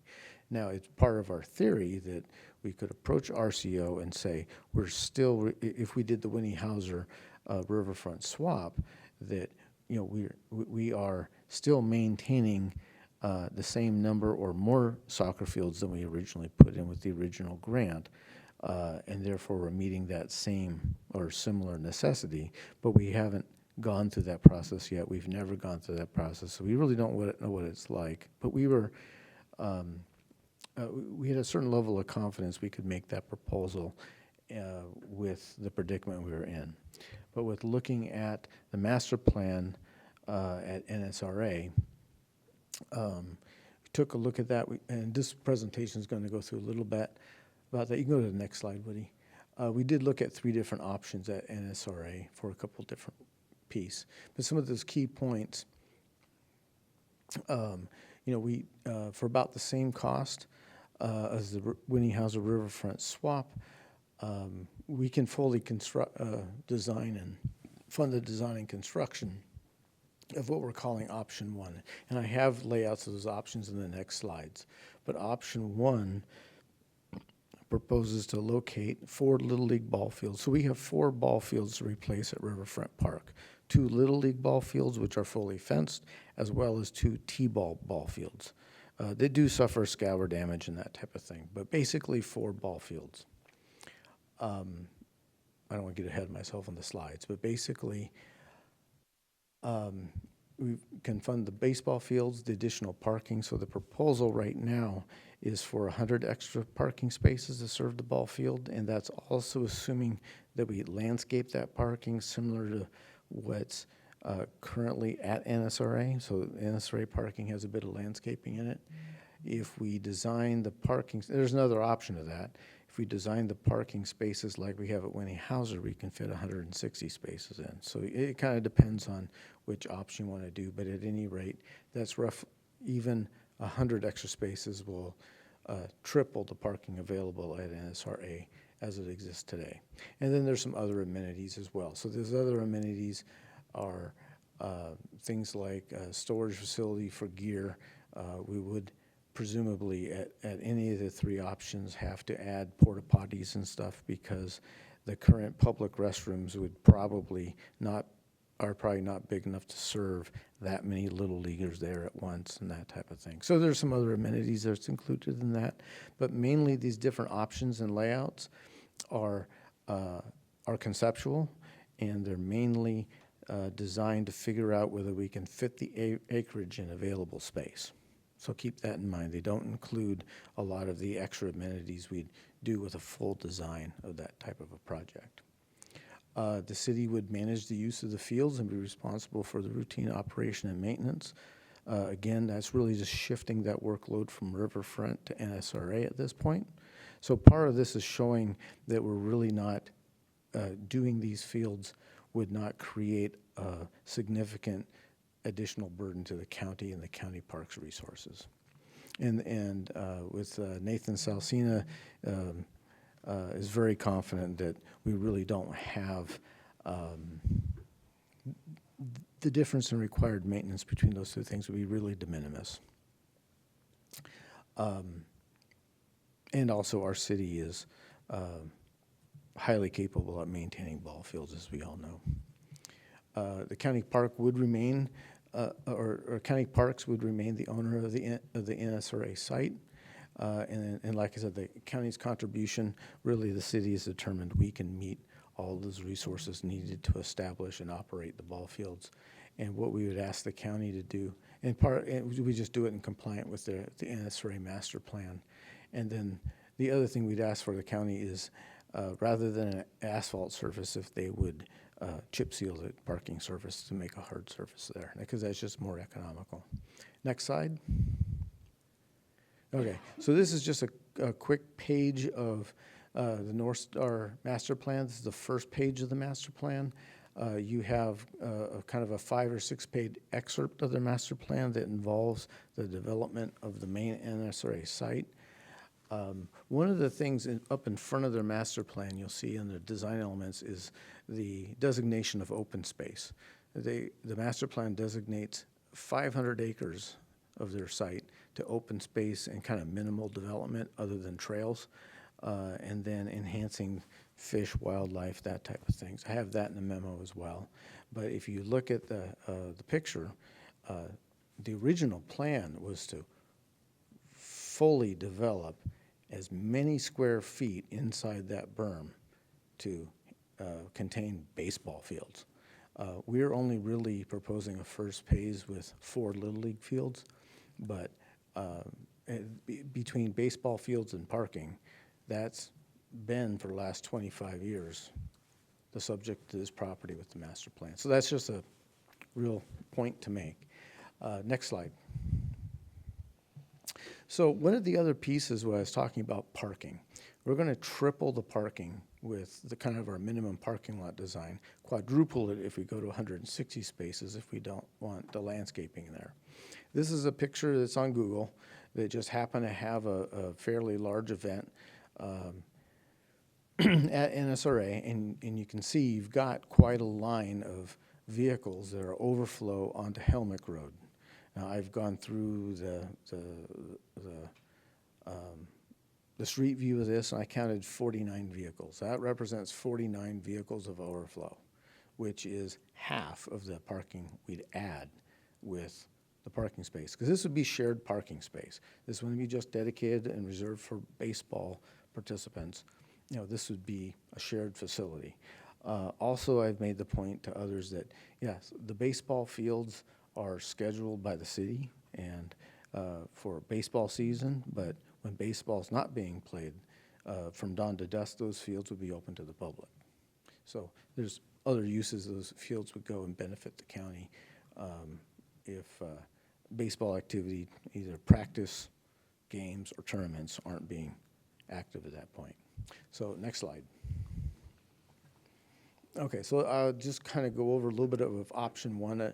I'll talk a little bit of option 2 and 3 as well, but the pros of option 1, option 1 is designing 4 baseball fields in the southerly portion of this of the NSRA space, implements the first phase of the master plan and establishes those baseball fields. Largely over the last 25 years, it just hasn't been money to implement any kind of design, construction of these types of facilities. Well, now we have kind of a one-time source of that money with the city and the need that the city has to do that. We will add about 100 parking spaces to the existing parking at NSRA. The south side represents the smallest footprint, and so it also maximizes the rest of the acreage NSRA has to plan for other recreational uses or uses as well. And so just like we're trying to preserve acreage at Riverfront, this respects and tries to preserve acreage that doesn't have to be the rest of the plan to build ball fields everywhere, but recognizing that, you know, there is useful to have that reserved space. So we're trying to respect, you know, that side from the county as well. The other thing with option 1, option 2 is 4 ball fields on the north side of the property.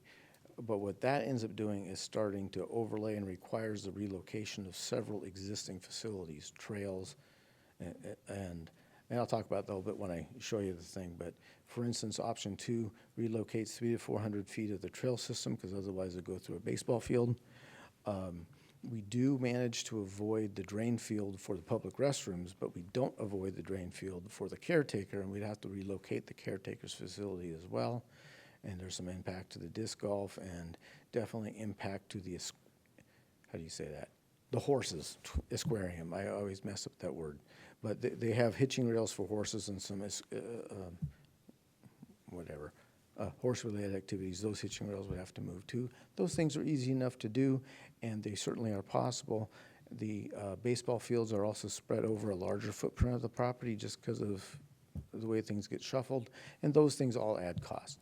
But with option one, we do have to relocate the drainage ditch, but that's something easy to address and plan for. And then the wetter area of the south side is actually right up against the berm, because that's what stops the water. But we've shown that we can locate those fields far enough north that's easily addressed as well. Next slide. So these are pictures of the different options. This is option one, which is our preferred option. This is 4 fields located north of the hatched area, which is where the wet areas are, and represents a parking lot directly connecting to the south side of the existing parking. And this is how we fit 4 fully sized Little League fields. The other point, and I think I make this in 2 more slides down, but like I mentioned at Riverfront, we have 2 Little League fields that are fully fenced. This is 4 Little League fields that are fully fenced. But we do have 2 T-ball fields to replace. Part of the reason why we're proposing this is because there's an economy of scale to gain 2 more Little League fields, and you can play Little League and T-ball on a Little League field, but you can't play Little League on a T-ball field. So that's part of why this is the concept that's preferred. But this is how you would integrate and fit that in. Next slide. Okay, so this is what the north side option looks like. And as you can see, it covers a much bigger footprint, but it's in your packet probably a little more clearly, but off to the far right next to the parking lot is the drain field for the public restrooms. That parking lot does, as it connects into the existing parking lot, does entirely overlay and displace the caretaker. Again, the caretaker can get relocated. And then it shows a depiction of where the trail goes through the middle of a ball field. We'd have to relocate that trail as well. But because these are more spread out, it also takes more internal trails to access all the ball fields. You know, those are just aspects of a different option, but they are something to consider. This would likely require a county contribution unless we wanted to. I don't quite have an estimate for what this would cost, but my general judgment says it's more than probably we want. We will spend more on this plan than we will on option one. And so when I've represented to the County Parks Administration Board, this will likely require some level of contribution to the county, and they may not be in a position to do that at this time. Next slide. And then we had a request from the Parks Advisory Board to look at options for the east side. And so really options for the east side are highly impacted. I'm sorry, I'm going to back up a little bit. Stay on the slide you are, Woody. The NSRA portion, one of the important things that's in your packet, and I can talk to it a little bit if you want, but in 2018, as part of implementing this master plan and making it easier to implement, the county recorded a protected critical areas document with the county.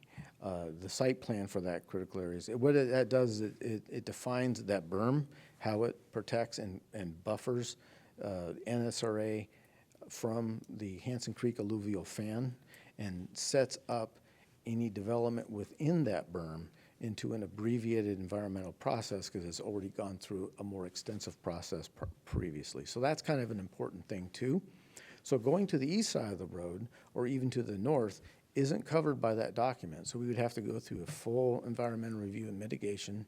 We have I've walked that property a couple different times. I will say there is likely more extensive wetlands on that than anywhere else at this particular area. And so we likely will only be able to fit 2 ball fields instead of 4, which won't meet our needs. And then the other thing I really hesitate with this option is this would set up parking lots across Helmick from each other, and we'd likely have to also consider pedestrian safety options for this as well, because we will start getting, I would expect, we would start getting lots of pedestrian traffic back and forth, and that there's a real safety risk there. So this option was shown as infeasible to the Parks Advisory Committee. Next slide. Okay, now the one thing that Parks Committee came to us with too is a suggestion to go after an RCO planning grant and maybe study one of these 2 areas. Well, we've already kind of eliminated the east side as an option. And this northern area is also very wet, and Can you go to the next slides, Woody, just so I can see what it is? Oh, okay. And so, yeah, so this is kind of my response back to that.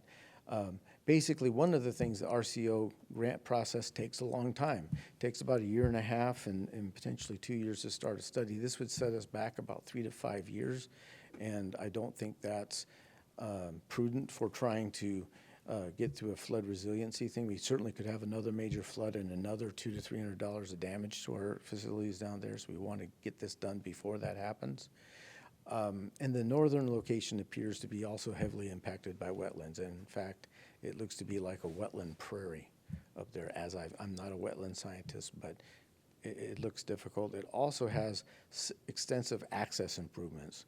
And I would almost, if we did something like this, demolish the old farm that you have to go through, because I think that'd be a very dangerous, attractive nuisance. It's just a harder site to get to. I gave an alternative to pursuing this RCO grant. I encouraged them to do it, but one of the pieces of opposition to this is concerning the American bittern. And there are some nesting sites in the southern area for the American bittern. But I proposed, pursue a different opportunity. Maybe this is a good bird watching venue, and then we can kind of separate those two uses. As I talked to the advisory board, the gentleman who's part of the Skagit Audubon Society, he gave a bit of a presentation. He let the group know that he had counted about 6 bitterns that are nesting right now in that southern area. And then as I've calculated, I have some of our biologists that work for us that I've consulted. And if that was a prime bittern site, you'd have about 14 to 16 bitterns per acre and about 100 to 120 bitterns, not 6. So, yeah, it's just a piece to consider in that decision-making process. But I think, it would be worthwhile. It's a worthy focus and it's a worthy idea, but it's not part of the master plan. But that could be potentially a really cool way to develop a bird watching venue and do some different things with trails in that area that probably has a good opportunity to observe wildlife. Next slide. So kind of this is part of the comment responses to that piece. And I guess I go into my calculation for what a high-value bittern site would be. And that, like I said, would be about 100 and 120 nesting sites in our proposed ball field area if it was truly a high-value site. Again, Riverfront has 2 Little League fields and 2 T-ball fields. We propose 4 Little League fields because you can play ball and Little League on that size of field. And then constructing only 2 Little League fields really doesn't meet our need, and we then lose the economy of scale. If we're in there to build stuff, 4 Little League fields meets what's available that we can fit in that space without absolutely shoehorning because that conceptual site plan also doesn't just shoehorn ball fields in like the original plan.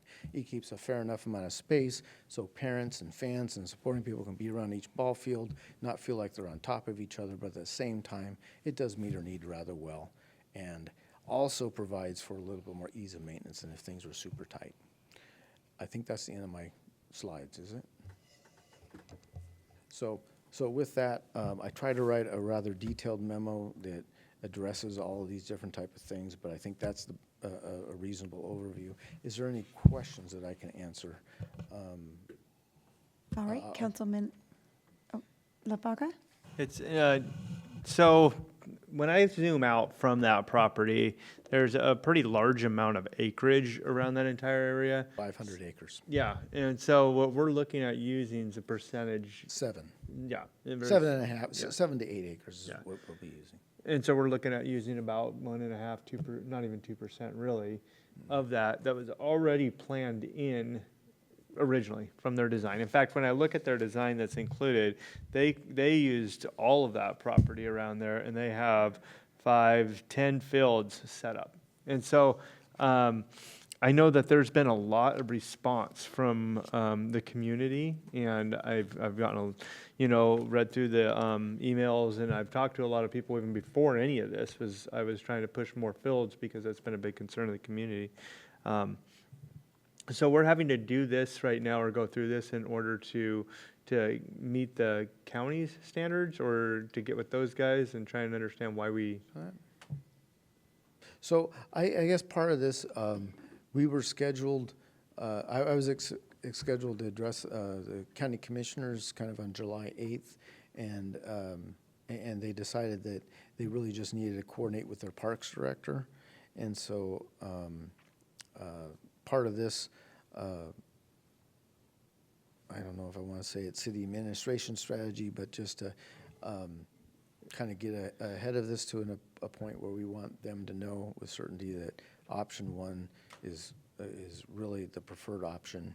So I wonder if there's a way, like, we just assign a letter for the best, to sign a letter as a council, or a resolution as a council, to say that we do support this. If it is unanimous, if it is, I mean, we can vote on it. But if it's a unanimous support for our community to have more ball fields, it would seem like that might be a statement, as well as all the letters that are going to the county and to the city.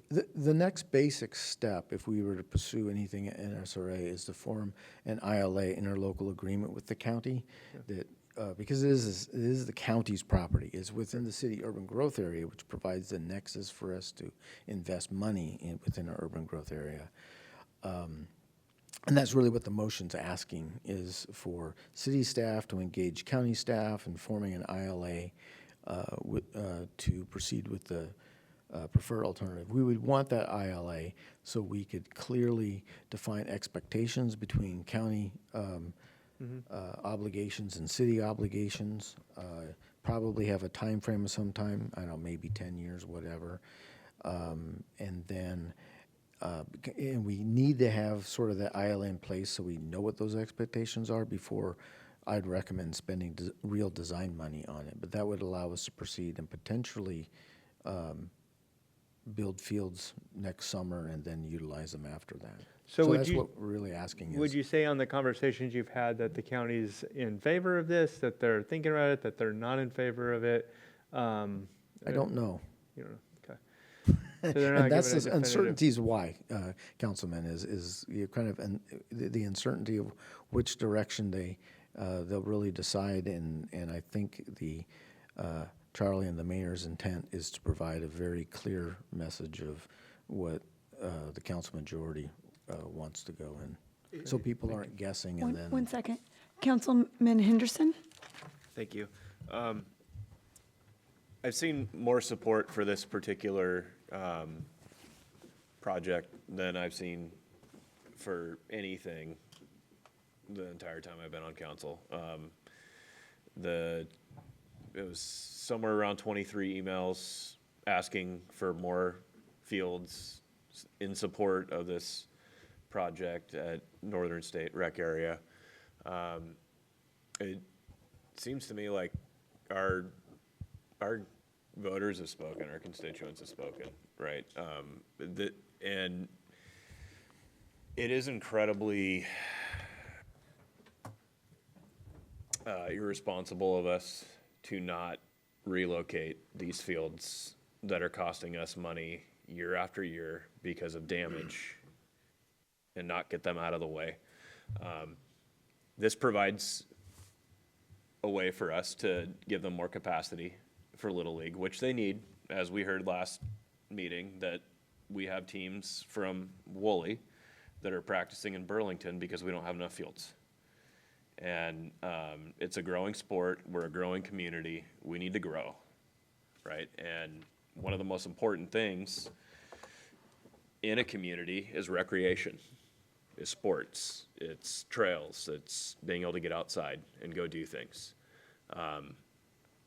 And we have the money to do this because we decided as a council months and months ago to reinvest into infrastructure with the sale of that property. And this option one to me seems like an absolute no-brainer. It has my full support to, let the county, let the mayor and Charlie and Bill go ahead and move forward with trying to negotiate something like that.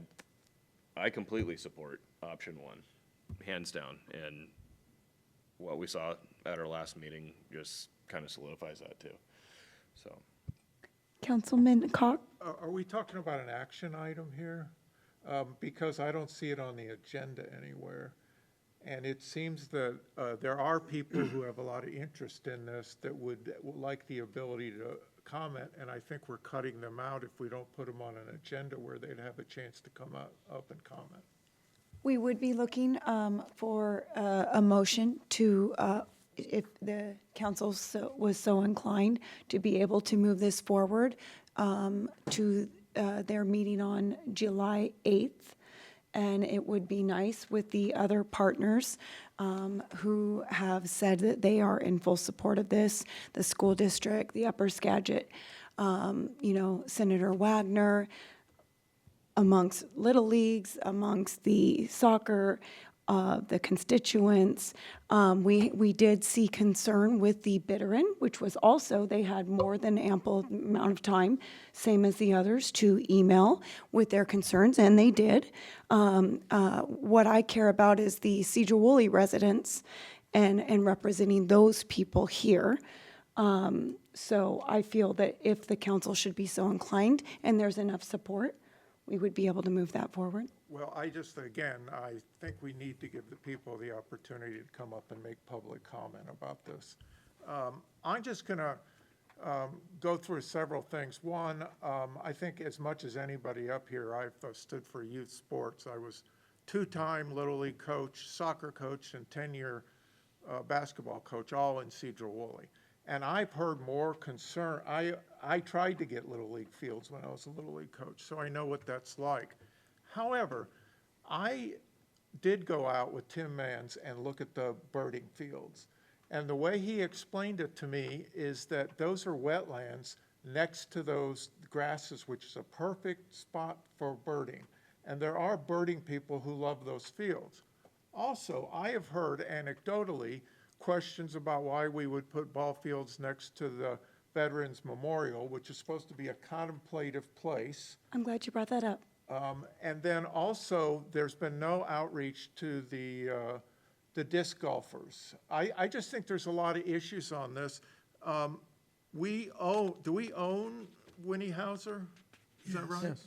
So this agreement with Winnie Hauser for 20 years, who would we be negotiating with? RCO. And who's RCO? Brother. conservation. Thank you. Okay. Recreation Conservation Office. They're the same funding agency that funded a large portion of Olmsted Park. It's the state of Washington. Because that also seemed like a better place for the ball fields to me. One of the people who got up and spoke, one of the soccer coaches, he said it's a mud field for soccer. And part of the reason it's a mud field is when soccer is played, which is in the fall. So baseball, which is played in the spring, would be a much better location there. I just don't think we've thought through enough of this. I think it'll cost us more. We already have a parking lot at Winnie Hauser. We'd be making a parking lot, a large parking lot outside, in the urban growth zone. I think it'll cost us more money. We have many things coming up that are going to cost us money, including the senior center, which I'm all for. But I just think it's going out of town. It's going to be tougher for people to get to it. Kids can't ride their bikes to the ball fields. So I just think I'm not in favor of moving them up there. I'm in favor of them going to Winnie Hauser. Okay, thank you. For one of the statements that you made about the Veterans Plaza, I'm glad that you brought that up because I was able to speak with the Veterans Plaza and two of the people who were instrumental in making that happen, Dan Sims and Louis Requa. And the whole vision from this, from the very beginning, Louis enlightened me that they would go through the Veterans Plaza into the baseball field. So that was always there with them. And a lot of the veterans wanted it to be known that it isn't just for the people who have passed, but for the people that are living. And they have always been in support of it being a baseball field through there. And the people that will come and then see all of the veterans who are being honored in that space. So thank you for that. But Councilman Loy? Yeah, I was just going to say, go at this a little different way from everybody else. In March, I resigned from the county parks board for being 23 years. And about half of that was being the chairman. When I came there, they had the set laid out, and they were talking about lifting parking lots and all this stuff for environmental reasons. And they had all the stuff you were talking about. And then one day somebody showed up and said, look at this.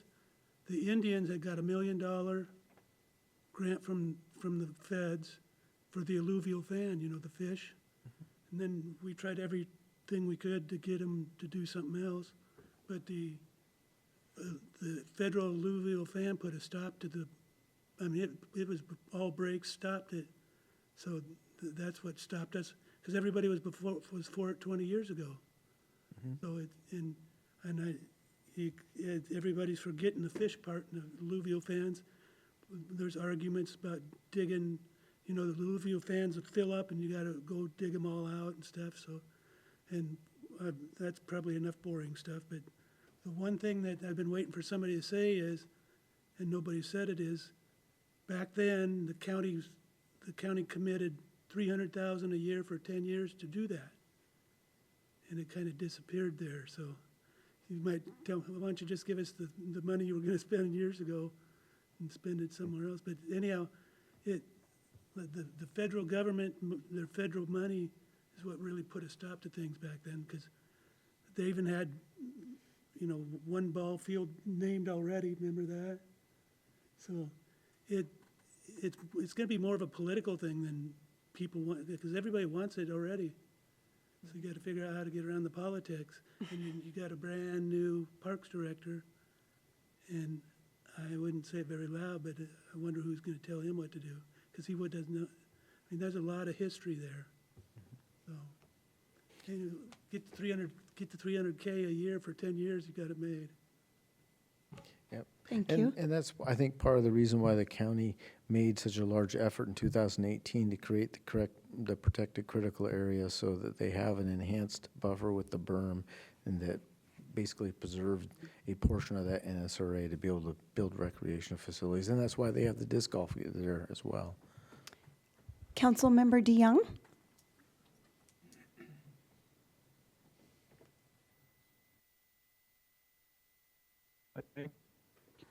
I think you're frozen. To get, because I didn't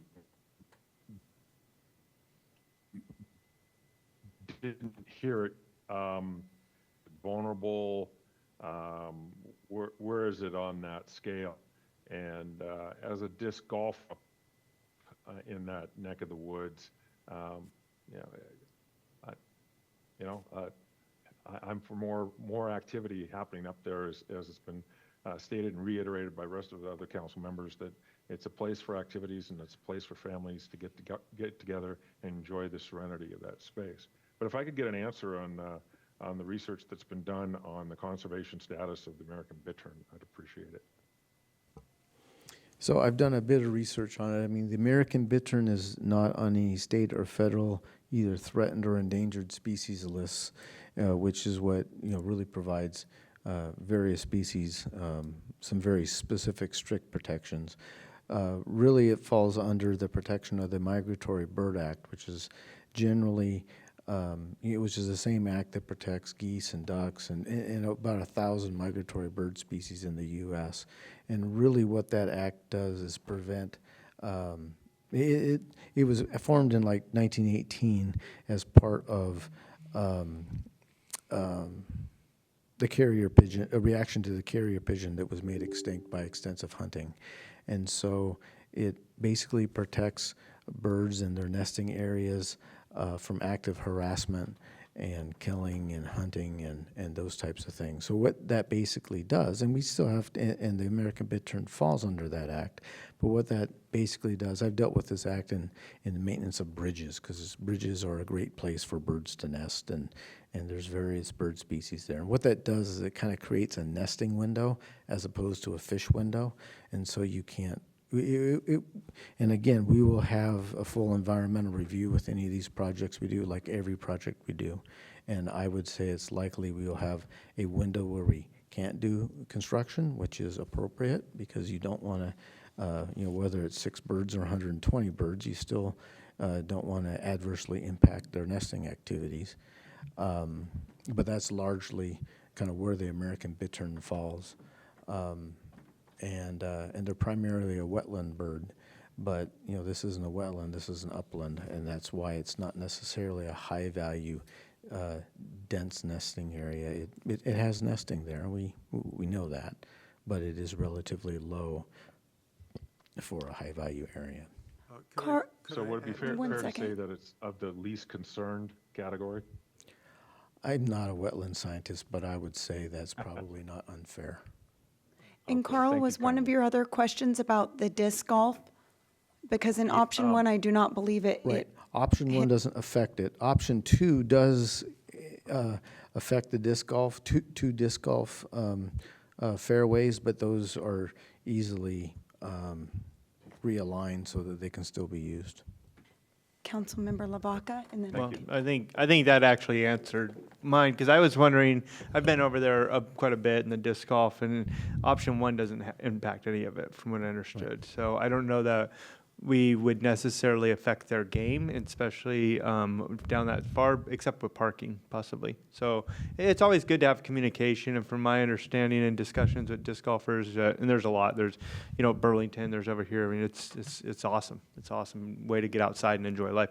It'd be good to have that communication. Right. But I can see it affecting it. I didn't know that. That the intent of that, because it is a really cool veterans park, and it has the flags and the thing, but then it's just empty, right? It's just like it's there, and it's really cool, but it just feels like there should be something. There should be more. And I walk there almost every day. I take my dog there almost every day.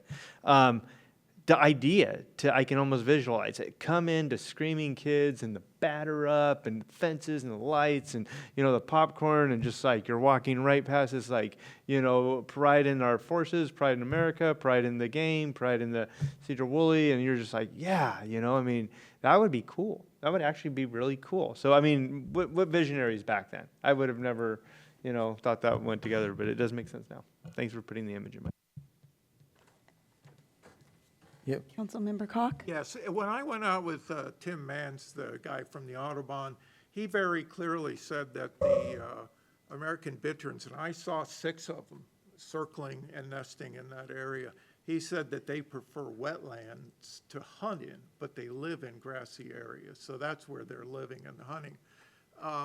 The other point I want to make, too, is if we're considering action on this tonight, I believe it's inappropriate to have an unadvertised action item, especially when Councilmember Nora Peterson is absent. The item was unadvertised. It gave her no opportunity to even make a statement on it. So I think we've had this issue before on council where somebody wasn't there on a very important situation, issue, and it was voted on. I don't think that was right either. So I think we should wait for the full council before we take action on this. And it's going to take the fields a year to be built anyway. So, but I do think we should have a full council and give everybody an opportunity to comment. I also think it should be advertised on the agenda, so if people want to come up and comment, they can. Thank you. As with most things, some things come up that we can't, the timing, and this was just one of them, in order to make it by the July 8th meeting. We would not have another meeting before that, hence why we needed to bring it forward this way. Councilman, Cox? Yeah, I was just gonna say, I coming in new, but I've seen so many people, read so many emails in favor of this move. Doesn't sound like it impacts the frisbee golf, from what option number one, which is what we most likely lean towards. It sounds like there's an extra 500 acres for the birds to find a new nest when they're lightly nesting, it sounds like to me. Our town is really wanting more fields. Whether we relocate what we currently have just with the little swap with Winnie Hauser, or we look at this option, it's not a new idea. It's 25 years in the making. My only thing is I look at the beauty of that initial plan, because I love history. I love the Olmsted brothers too, all their parks. So I saw the vision in that first one. I'm like, that's beautiful layout. So I know that that's always a dream, but it really, really just looks like a good idea. Sounds like a good idea if we keep kicking the can down the road. It doesn't get easier. That's the thought with the birds or whatever it is. But you even said birds nest in man-made objects. So I think they'll be resilient. For me, I love birds. You go out to Padilla Bay. I mean, they're everywhere, and I think we have plenty of land that they would be relocated. Again, just speaking for the people that truly have sent. I've never seen so many emails. That was the first thing that blew up, and I didn't know what went wrong. So whether we vote today or not, I really like the idea. Councilman Lavaca? Thank you, Madam Mayor. I do hear where Councilman Cox is coming from with having it on the agenda and having time to bring it forth to the community. It sounded like the community was heavily in favor of it, though, because it's been talked about. We've had the discussion on it. I think this is just getting this in front of the discussion you're having. It's not saying we're going to do it. It's not saying this is what we got going on, or we're signing any contracts, we're committing any money. This is just giving you a little bit of documentation and information to take with you to your meeting. So if... No, this would be stating that this is the goal of the council and they would like to see this. Yeah, but ultimately it's the county's property. So it's Bill taking that in and just saying, hey, the council would like to see this. What do you guys think? And then the negotiations kind of, I would imagine, start. So then the plans get refined, the options. I wonder if a special session might be something you want to consider. If we were looking at Paul, it sounds like Councilman Cock is very concerned with that. And Councilman Cock, if I may, just to get point of clarity, it is the birds in that grass that are the concern for you? No, absolutely not. It's, that is a factor, and I was curious to go out and look at it. My major factor is money. I think we're going to be putting a large parking lot up there. I think it's going to cost us more money. I'd be surprised if the county didn't come back at us wanting more money. We own Winnie Hauser. There's a spot there. It's a good place for Little League fields. I can't remember how many they put in there in the original one, 4 or 5 at Winnie Hauser. It was. I believe it was 4 at Winnie Hauser as well. So that would solve part of the problem. It's mainly money, and also I want people to be able to, this is an important step for Sedro-Woolley. I don't think we should just run ahead because we want to meet some date with the county commissioners. It's a work session anyway. They're not going to be taking action. I understand. If I may just follow up on, the community has heavily spoken in and weighed in for sure. I believe if that's the concern that would come forth, that we have the opportunity, we've had this discussion, there are the fields that are west of the riverfront that are not used, and that would be part of the funding, as well as the county possibly helping to fund, because they're in a big pickle with parking over there as well and usage. But also, we have discussed the Winnie Hauser and the riverfront still yet. So the need is for many of fields, not just like this isn't the cure-all. I think that we still have the challenge down there, and that would turn into soccer fields and whatnot. But it's not like we're just swapping 2 fields, we're good. The need is many fields for the children and the families around. And so I know that's not a discussion and debate we're having right now, and it's not something we're going to engage in, whether they should have it or shouldn't have it. But I think that the plan for just having that idea for the park is sound to me. Thank you. Councilman Henderson? Thank you.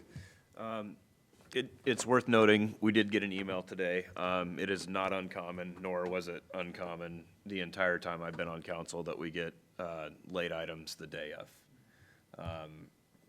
I do understand your concern about, you know, the public knowing about this. I think the public knows a lot about this thus far. All we're trying to do with the recommended action here is direct Mr. Bullock and Mr. Bush to engage with Skagit County in developing an interlocal agreement, which would come back to us, and then any expenditure of those funds would come back to us to have a final vote on. As far as the money goes, we just did a budget amendment, and I know that we're having, I don't know if you'd call it sticker shock, but we do have to pay for new FTE, which we voted on absorbing tonight. But this is money from a land sale that we all, if I remember correctly, wanted to invest back into our infrastructure. I want to see if these guys can make the deal happen. That's what I want to see. And if they can't, and the county won't, you know, or it just doesn't materialize, then it doesn't materialize. But I feel like there's going to be plenty of time for this to come back on our agenda, you know, with a draft ILA saying, hey, here's what the county's willing, if you're willing, and then all the budgetary concerns that would come along with such an action. And then we know, then we actually have something that the community can get engaged in and be like, yeah, because we're not saying this is going to happen tonight. I wish we could, because of how much the public seems to be supporting this. But we're still a long ways off. But as Councilman Cox mentioned about, you know, kicking the can down the road, the can's been kicked since the 90s now. And I think we should let them go and see if they can broker some kind of a deal that works for both entities. And then we get the public input, we get it on the agenda, we do a first and second reading or whatever, or even a public hearing. Would it be a public hearing, Charlie? Or It wouldn't necessarily be a public hearing for an interlocal agreement, but public comment certainly. But for moving forward with such a project, would it be a public hearing? Not typically. Okay. Well, but we could get, because I want to hear from everybody, right? But I want to see if they can make the deal, or even see what the county comes back with. If they say, you know, no deal, but this is what we'll do, then we know, you know. Well, I guess my major concern is moving forward with something again, and I understand what you say about the late arrival, but this is an important subject, an important topic. It came in late, it wasn't advertised, the community had no way of knowing that we might be taking a vote to say we go for option one. And that's what it sounds like we're recommending to the county commissioners, whereas, and again, Councilmember Peterson had no opportunity, the email, yeah, but she didn't even know it was on the agenda. Neither did I, neither did any of our community. So I think that's unfair for people who want to voice, and I know it'll go forward with the process, but this is already, if you're taking a vote saying we go with option one, you're already stating the council's desire and what it's going to be pushing for going forward. I think that's unfair to the public, and I think it's unfair to Council Member Peterson. But we're allowed to have an opinion. Each of us are allowed to have our own opinion. If you do a vote, though, that's different. If you're voting on a preferred option, that's an action item, and that's being done without, I think, proper public notification. Dan? Oh, okay, well, let me get to Councilman Loy. I was just going to kind of whisper, everybody's getting in too big of a hurry, because it's going to take a long time. If their lawyer gets a hold of this stuff, they can argue over a sentence for 6 months. But Alan's saying one thing, but there would be no commitment by July 18th or August 18th or September 18th. There's going to be no commitments in the near future. It's all takes time. All you need to do is have an exploratory committee to pursue it. Councilman Cox? My only question was, this particular meeting in next month, when's the next one that we would be able to bring this up? You know, how much does it delay it? Gotta look at a calendar. I mean, I think I think the goal here is to have kind of a clear message to the county on a direction. The next council meeting we have as a council, I believe, is July 8th, which is in the evening, and this meeting with the commissioners happens at 11:30 earlier that morning. So for the sake of time and our other things that we have to go into, is this something that the council would consider making a motion to put forward? Or what's your pleasure so that we can go on with tonight's agenda? Madam Mayor, would it make sense to do a special session on Tuesday the 7th and accommodate the needs or the desires of the Councilman Cox and do that? I feel comfortable moving forward with this relatively small, unofficial, thing that's just going to go out and negotiate whether we can or can't. But I also want to make sure that we are respecting of Councilman Cox and of the community. I believe that the community has weighed in heavily, so I would venture to say there is a little bit of a risk there too, Councilman Cox, of delaying or waiting too long. Not that, that kind of pushes us out into another season almost. Not that we wouldn't get it done, but it does consider kicking the can.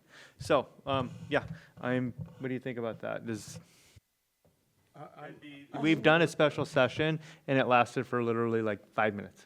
Right? It was I think it was your first session. It was. I can just state that if this is something with the people that are here, we are missing one.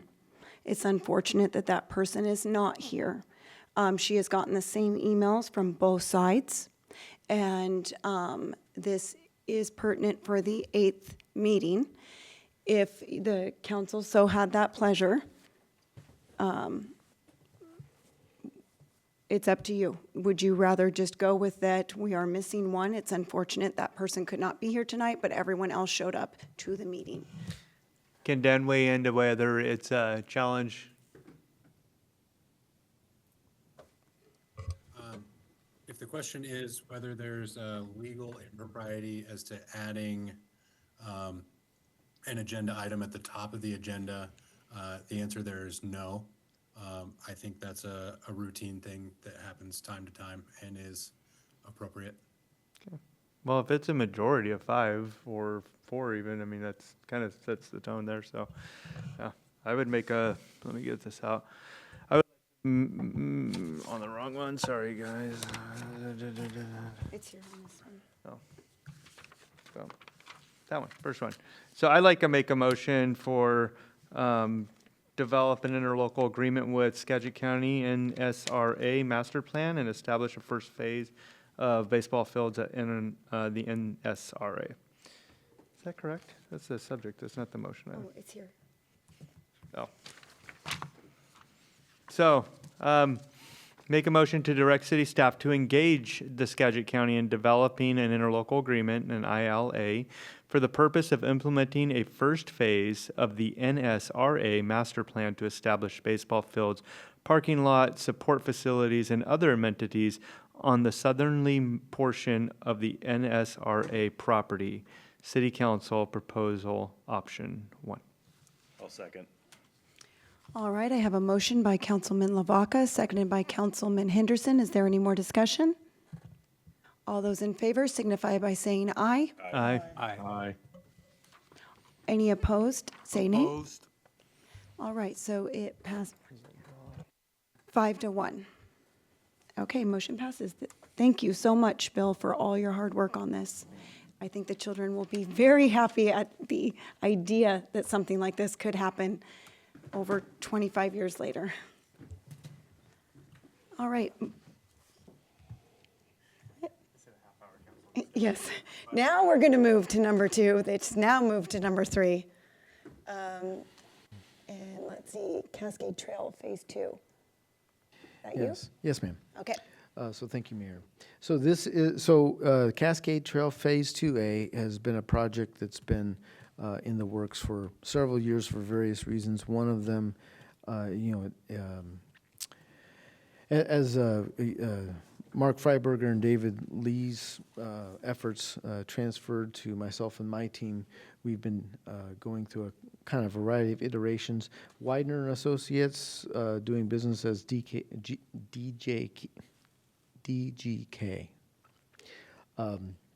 They're environmental consultants. They're also one of our liaisons for the Jones-John Liner undercrossing. Basically, the NEPA,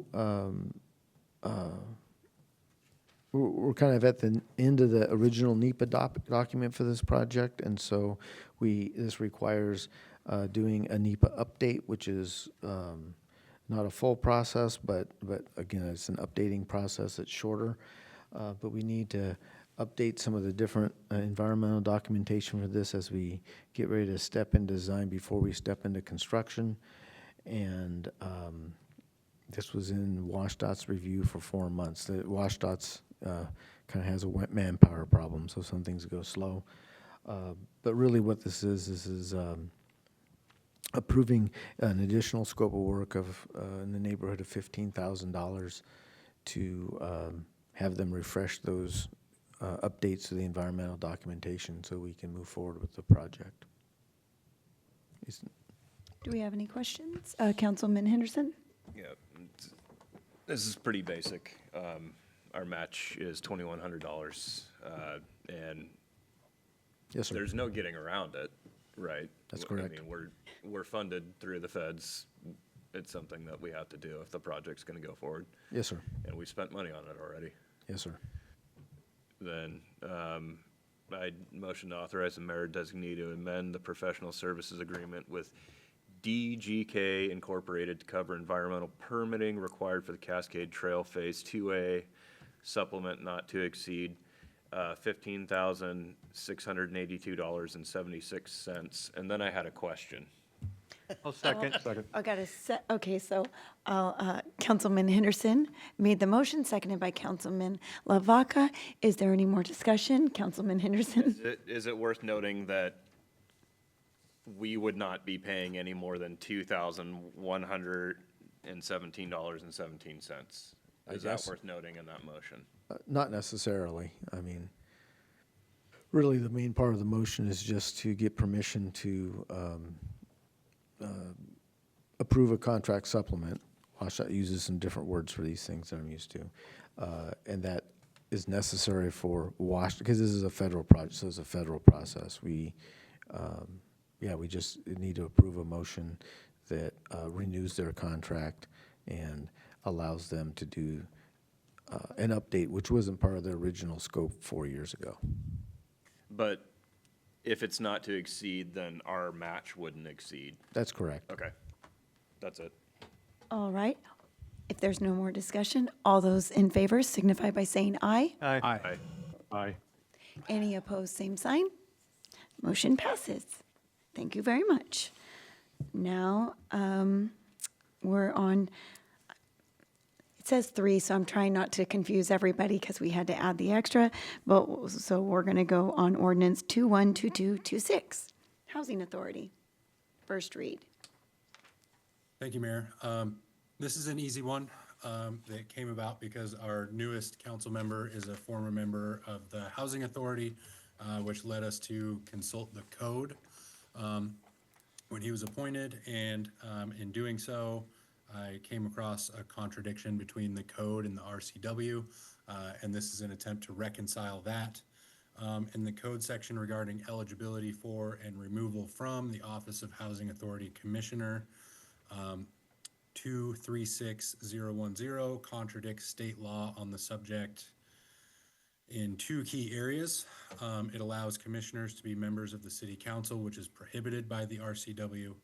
and it requires council approval for removal of a commissioner from office for cause, which is a power reserved for the mayor by the RCW. It's my recommendation to ensure the validity of the decisions made by the Housing Authority, and to ensure the viability of the municipal code on the subject, so that it's not just there in code, but effectively preempted by state law. I believe it's most prudent to update the code such that it is consistent with state law on the subject. Thank you. Thank you. Do we have any questions on this one? I'm not seeing any. Oh, wait. I see a hand. Oh, there it is. Councilman DeYoung? Yeah, I just wanted to, for clarity, that, does this change the relationship between the city and the housing authority? Or is it just housekeeping? Just housekeeping. I'm in support, thank you. I know it's a first read, but would you entertain a motion, or are you?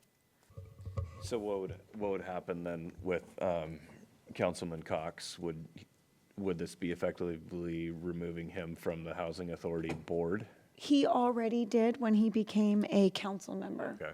And so, he resigned from that position. So there's nothing wrong there.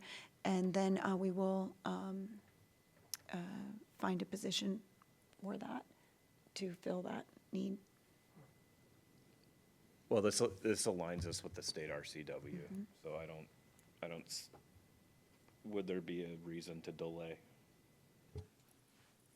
No, on the way the code's currently written allows a council member, at least one, to potentially serve on the Housing Authority Board, but that's in violation of RCW, so that's why we need to make this change ideally sooner than later. I'm interested as to, we should have changed this about 1.5 years ago when I was reading the city code, because there was an opening and I wanted to get on it, and then the city attorney let me know that I couldn't serve on it because of the RCW, but the code hasn't changed, so I mean. We flagged it this time, yeah, we just didn't catch the connection the last time. I don't see a reason to wait. So I'll make a motion to approve ordinance 2122 TAC 26, amending chapter 2.36 Housing Authority. All right, I have a Second. So I have a motion made by Councilman LaBaca, seconded by Councilman Cox. Is there any more discussion? All those in favor signify by saying aye. Aye. Aye. Any opposed, same sign. Motion passes. Thank you. All right. Now we are going to go to the master fee schedule. Hello again, Council. So the city has a master fee schedule. All of our fees are listed in one place. We have 2 items that we changed. The first one is adding a credit card processing fee. We do pay fees every time, really for almost every payment, we end up paying some sort of fee for. This is proposing adding a 3% credit card fee just to recover our costs for transactions that are over $2,000.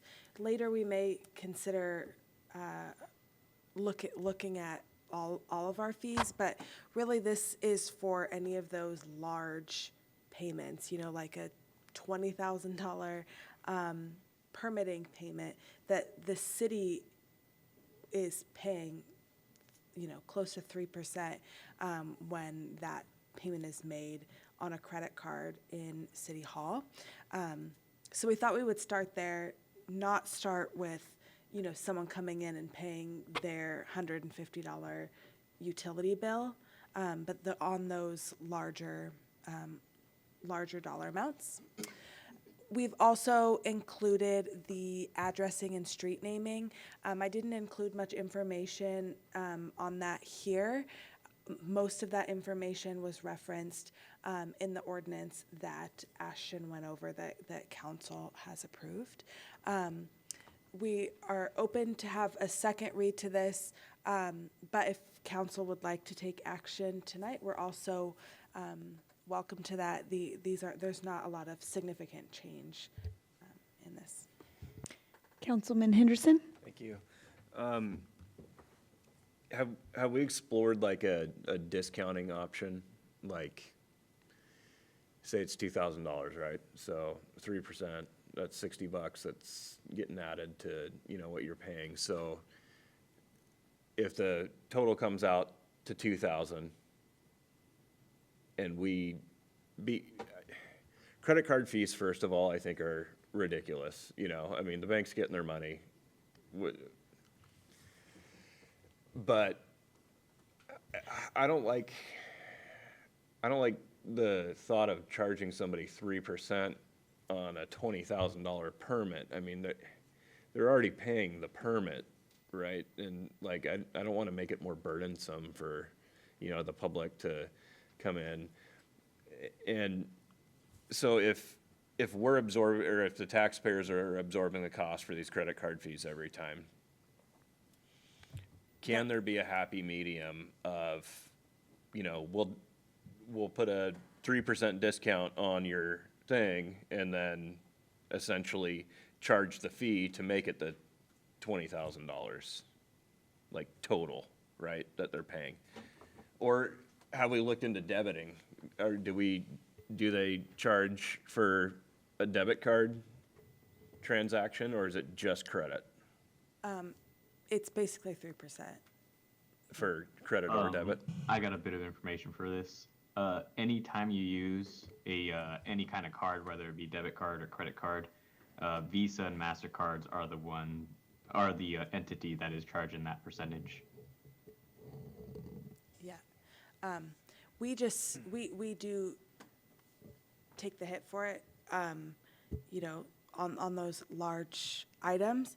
I think part of it would discourage someone from putting it on a credit card and instead putting it on a check, that the fees are less for us, although it's not zero, for us to process a check as opposed to a credit card. So there are other ways to make this payment. I think generally these are like larger companies that have bigger, although some of them are individuals, and Tom may be able to speak to that better, like who actually pays these permitting fees. But there are other ways. It's just more convenient for them to pay it on a credit card than to go back to the office and print a check. But it is more costly to the city. Councilman Koch? Yeah, just to follow up on what Councilman Henderson said. I have a little bit of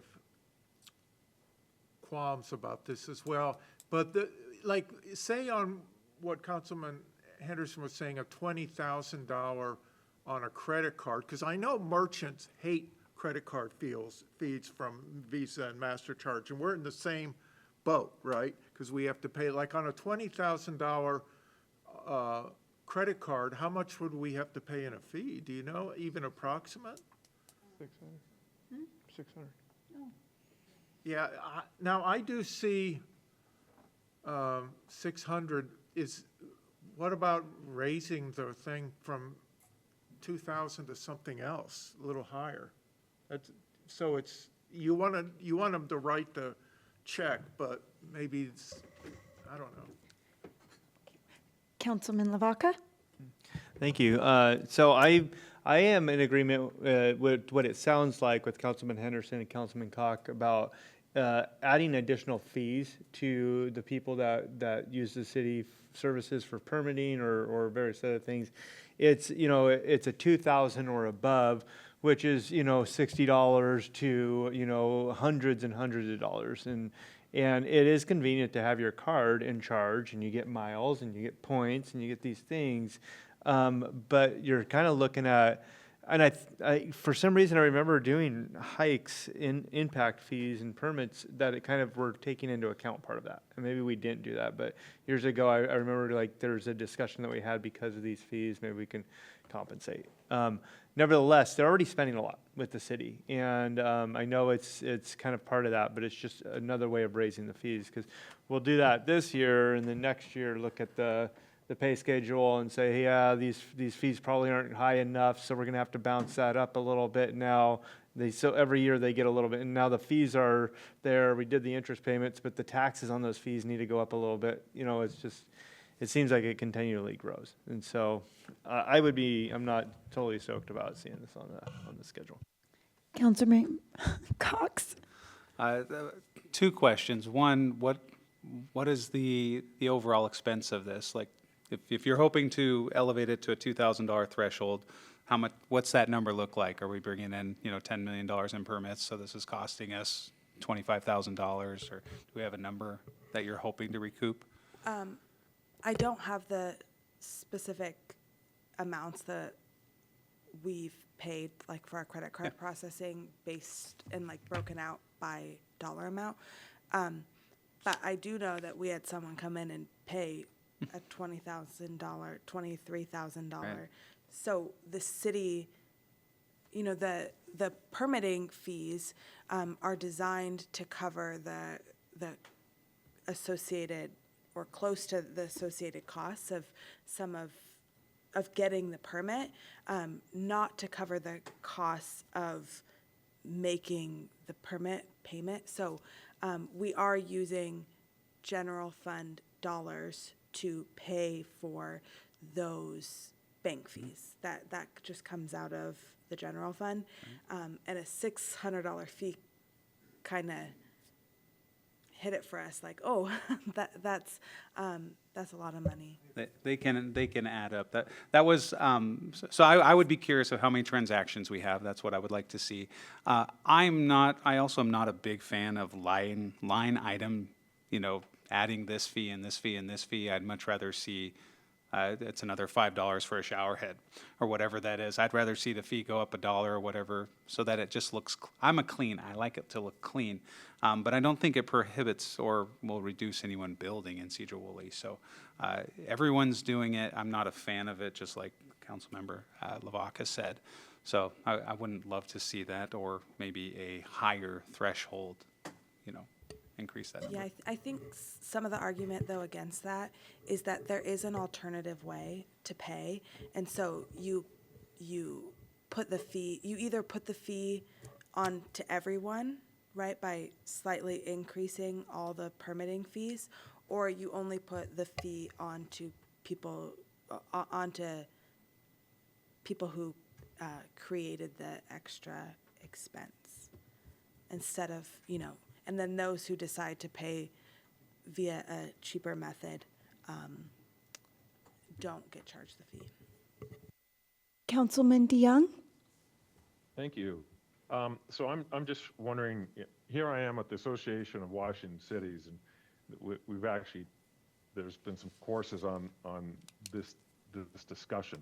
And so there is an RCW that applies to counties on this. And then the guidance that we're receiving, that you can either absorb the cost, and that should be in an expense, I've had businesses, and you always had a line item for your credit card processing fee, so you knew what it was, because it is an expense. My thought is that we do need to collect. It's part of we have to be careful about the language you use, because you can't just call them convenience fees. You can't call them whatever synonym those things are. There's specific things we should be doing. So we have to collect, record the full amount owed to the city, treat the credit card processing fee as a separate cost recovery item or a separate city expense, and do not net the merchant fee against the underlying revenue. And the fee can't be used to generate surplus revenue. And of course, we'd want to disclose this clearly and adopt it formally. I feel like we're subsidizing when we accept a credit card. If we're, and we've heard some great ideas from the dais, from other council members on how we might be able to creatively work with that. So I'm just trying to add some vegetables to our stone soup here. I appreciate the discussion. Thank you. Councilman Cox? Yeah, just quick, instead of being punitive, and maybe this goes contrary to permit law or permit regulations, can we incentivize them in some way to use a check or some other form, but then credit cards, or is that just totally unworkable? I mean, what would the proposed incentive be? Throwing out ideas without a I'm second. kind of seeing it a little bit more clear now. If I'm applying for a permit to build a house and it costs me $20,000, I'm writing a check, I guess. 'Cause there's no way I'm going to pay $600 on top of 20 grand. So it's making a little bit more sense now. I get from the finance department side why we're looking at this. So like, what about a cashier's check? Like I could go to the bank and get a cashier's check and, no fee, right? I mean. Yeah, it's a check to us. Yeah, so if you have the means to, pay $2,000 to whatever, then you And, probably you have know, the means to go to the bank. I'm definitely open to, like the 2,000. There is no like metric behind that, or no like best practice behind that. So, again, if the council has another number as well, happy to hear that. I did want to address one thing. Councilmember DeYoung said that you can't net credit card fees with your revenues, and we don't net it. We book the full revenue, and then later we pay the fee to the pay the fee. So just want to reassure you that that's how we are doing it correctly in that manner. Yeah, thank you. I have full confidence as to what you're doing. Thank you. Councilman Cox? Yeah, I'll say one thing I love is that we don't charge credit. I love it because having rental properties, it's very nice and convenient. One thing I do look at is when people don't have money, and so they can't pay with a check or cash, or well, there's generally not cash, but a check. So they just float their. This doesn't work, but I always think broader, so I'm not just thinking for permits, because I think once we start charging for fees, it'll be for sewer, garbage. I think that just naturally flows. It is a revenue stream, and it's not a revenue stream in the sense that we're bringing in money. We're just not spending money on something we generally wouldn't do. The world has mostly accepted that there are fees when you use a credit card. The county's 2.4% if I pay my property taxes. But sometimes I do that because it's easier and I want some more miles. But I always weigh out the cost of it. Is it worth it to do it? And sometimes it is. So I like the miles. But I'll pay with a check or do a direct deposit or whatever, ACH, so do it that way. So I am gonna say I'm neither for it or against it. I think the person that's spending, as Alan said, if you're spending $20,000, you're probably gonna just write the check rather than pay the $600. So I did switch a little bit here. I'm okay. We either don't do it or we do it. That's kind of how I feel on this. Fee or not fee, I don't think we need to exclude anyone, and I don't think that amount would really detour someone. Councilmember Lavaca?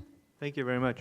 I would be interested in seeing the report. I know you can re-pull a report of your credit card transactions and then how much that each one went in, and look at the thresholds, filter it, say these are under 1,000, these are 2,000, and these are 5,000, these are 10,000.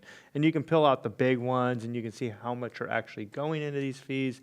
That would be an interesting report to bring for this, and that way we know, hey, we're asking for fees above 2,000 because this is how much we've been paying, and this is what we're seeing. And we see these huge ones, and they come in, and so this is what it's really pinging the city on.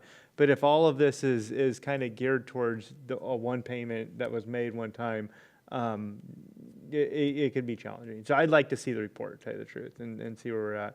I know that, if I go get a fishing license, it says, if I go down and do my tabs, everything has a fee to it, but it's just adding more fees. And it would be nice not to have to add those fees. Councilmember Cock? Yeah, I agree with Councilman Lavaca. I think it'd be useful to see what the fees are being charged for. I mean, do we have a lot of, small fees, or do they just ignore it at the 2,000 above? So it's a moot issue, why even do it? So I think that would be the next step.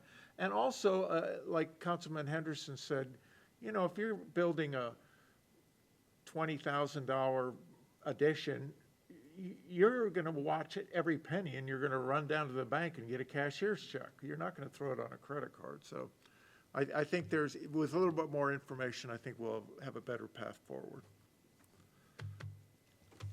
All right. I'd motion to table this to the July 8th meeting. And if we could get a little bit more information, as Councilman Cock and Councilman Lavaca. I think it's a first read yeah. anyway, so it's probably going to come back at around that time or the next after that. So I'd motion to take no action tonight. Yeah. There's no action. Easy peasy. All right, thank you, guys. Moving on now to Northern State Hospital Cemetery Improvements Project. Okay, thank you, Mayor. I'll just kind of keep this quick. I do want to apologize on the third paragraph from the bottom of the background information. There's a typo. It says 138,000. That should be 139,000. However, the numbers in the bid tab and the proposed motion are correct. So we went out to bid for the Northern State Cemetery Project and received a low bid from Janicki General Contracting in the amount of $139,842.55. It's a very solid bid, and certainly is what we hoped for when we were bidding this project with that engineer's estimate. It's well under the 171,854 we had on the engineer's estimate. So we're really excited about this, and with the council's pleasure, we'd like to have a motion to award the contract to Janicki General Contractors. Is there any discussion? I see Carl DeYoung, or Councilmember Carl. Yeah, this is a meaningful project for the community.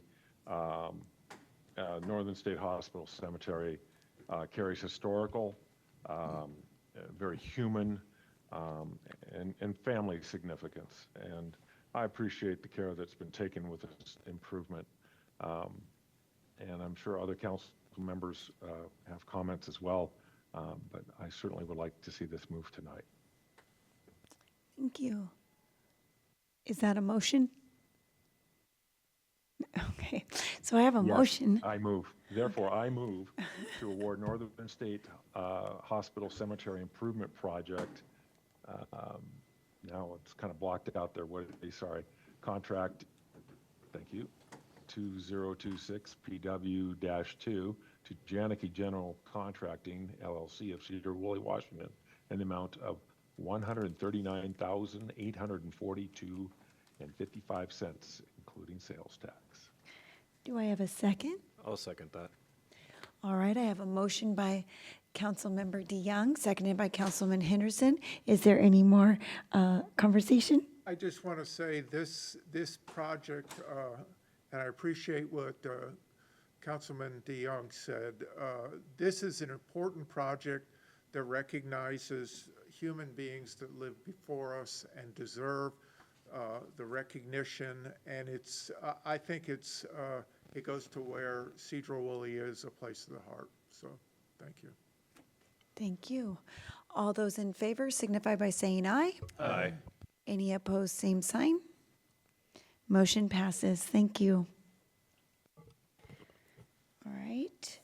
Now the Skagit County amendment for the senior services. All right, so this item is a result of the last council meeting where council directed staff to work with the county to see if we could recoup some of the money involved in senior services. You know, we've historically contracted with the county and they have provided the service at the Sedro-Woolley Senior Center, which we own. The council's direction was as soon as possible for us to take over those services. And so we engaged in conversation with the county staff. This is staff to staff at this point. The county commission's not been involved at this time. But we engaged with them. They had not signed the amendment. We passed, I think, 2 or 3 times now. So they wanted to combine that amendment with this amendment, so we wrote up something. We wrote up an initial proposal. They sent one back that attempted to do that, and that's the one that you see in front of you. We made a change to that. We reran some of the numbers and pointed out to them the numbers needed to change, and so the numbers have changed, and they've agreed to those numbers since this packet was issued. So the numbers are at least solid at the staff level for all of us. The accounting is challenging because it takes into account money that we are paying to them, money that then they are paying back to us, and also takes into account some of that is nutrition money for the first half of the year. So it's just complicated. It's all laid out there. If you want to go in depth on that, we certainly can. And I'm going to defer to Kelly on that. She helped run a lot of those numbers in the background, but we set a target date of August 1st. The county's comfortable with that. That allows us to, with the council's actions this evening and hopefully the action on the next item as well, to get that recruitment going, get the person hired and who will be our coordinator, work on the backups as well and getting them hired, and have them start hopefully at least 1 to 2 weeks before the actual turnover from the county to the city. There's also work to be done, and this is just a little bit of background, but work to be done at the senior center in regards to IT infrastructure. We've been meeting every week. We formed a team internally to really work on this from a variety of perspectives. We've got an HR dimension to it, a finance dimension to it, an administration dimension to it, a IT dimension to it, a public works operations dimension to it, and we've added a communications dimension as well. So now that we've got an intern for the summer to help us with communications. So a lot of different moving pieces on this. We are honestly moving so quickly, it's hard for us to give you all of the information at this time, cohesively in terms of expenses and whatnot, but we have nailed down the staff costs, and that's the biggest driving expense. As I said, there'll be some one-time expenses as well. We are able to recoup some of the money from the county. The county was planning to spend less on the position in the second half of the year because they knew their senior center coordinator was going to retire, and so they did not budget at the top of the range where she was currently located for the second half of the year. So they don't have that money in their budget, so they offered us a little bit less there. We're also looking to pay a little bit more than the county pays for this position. So that's where some of the net numbers shift for us a little bit, but nonetheless, the net fiscal impact is something that we can handle. So council would be happy to take any questions on this, but that's kind of it in a nutshell. We've worked this out from a language perspective and have not sent it over to the county, but if the council were to approve it tonight, we can do that, and then the county commission can take it under consideration. Councilman Henderson? Thank you, Mayor. Thanks, Charlie. This is exactly what we asked for, and you did it. You guys did it. I'm very happy to see this. So I'm excited about this. I don't know what everybody else. I'd love to hear what everybody else has to say, but I'm happy. Councilman DeYoung? Thank you, Mayor. I appreciate seeing this partnership continue. Senior services are one of those areas where regional coordination matters, especially for residents who rely on consistent support. And my question is, are there any service gaps or wait lists council should be aware of? There are no service gaps from the senior services service delivery perspective. There is a transition with nutrition services that's going on between the county and the Skagit Council on Aging. And as a part of that, the county's been winding down this month, and the Skagit Council on Aging will be winding up starting July 1. Not my area of expertise, but we did have some conversation with the county on this topic, because we had heard that the county was creating a waiting list for people on Meals on Wheels. We did confirm that that's true. They're turning all that over to SCOA, who's going to pick it up immediately on July 1. But the county clarified that any urgent needs for Meals on Wheels are being handled immediately. So they're just sort of triaging folks as they get those requests, because they're not going to have the capacity to handle those things as we get closer and closer to the end of the month. Councilmember Crock? Yeah, I'm sorry, I lost my spot where it is, and I hope it's not in the next one, but there was, I understand, and I completely support this, and thank you for the excellent work on it. I'm sure it can't be easy doing this negotiation, but there was something about at the senior center, one-time coordinators. Could you tell me who those are, or part-time coordinators? Yeah, so the way the county has staffed the senior center, and we're looking to do the same thing, at least for now, is with a primary coordinator. So a person, in this case, it's been Ellen Schweigert, and she's, that's one of the other costs that we're working on. She's gonna help us out during the transition on a short-term contract. And but when Ellen is not in the office, takes a vacation, has a sick day, something like that, there are multiple part-time people who are essentially on call who will come in and backfill for her. And that's how they maintain the staffing and make sure there's continuity of service there. So we're looking to set up the same kind of system for ourselves. Would they be eligible for like benefits and all that stuff too? Not as a part-time person unless they worked a tremendous amount of hours in the year. There is a threshold for us, and I'm trying to recall it off the top of my head. They wouldn't meet that Okay, threshold. all right, because, you know, there's a lot of, besides the wonderful volunteer stuff on Meals on Wheels and in the congregate dining, there's a lot of people that just teach classes there. You know, my wife goes to Zumba, and I'm sure, I think they give her $5 maybe, so I'd like that to continue too. I wouldn't want to see all those people go away. We're working to keep all that going. We're taking a fresh look at everything just to make sure that we set it up in a way that's going to work from the city's perspective in terms of accounting and everything else and liability. So we are looking at all that stuff, but as of right now, our goal is to keep it all the same. Okay, thank you. Councilman Loy? Yeah, I just wanted to, had an observation when I was reading this the other day. And it's kind of wonderful when you don't spend all your money like everybody in government wants to.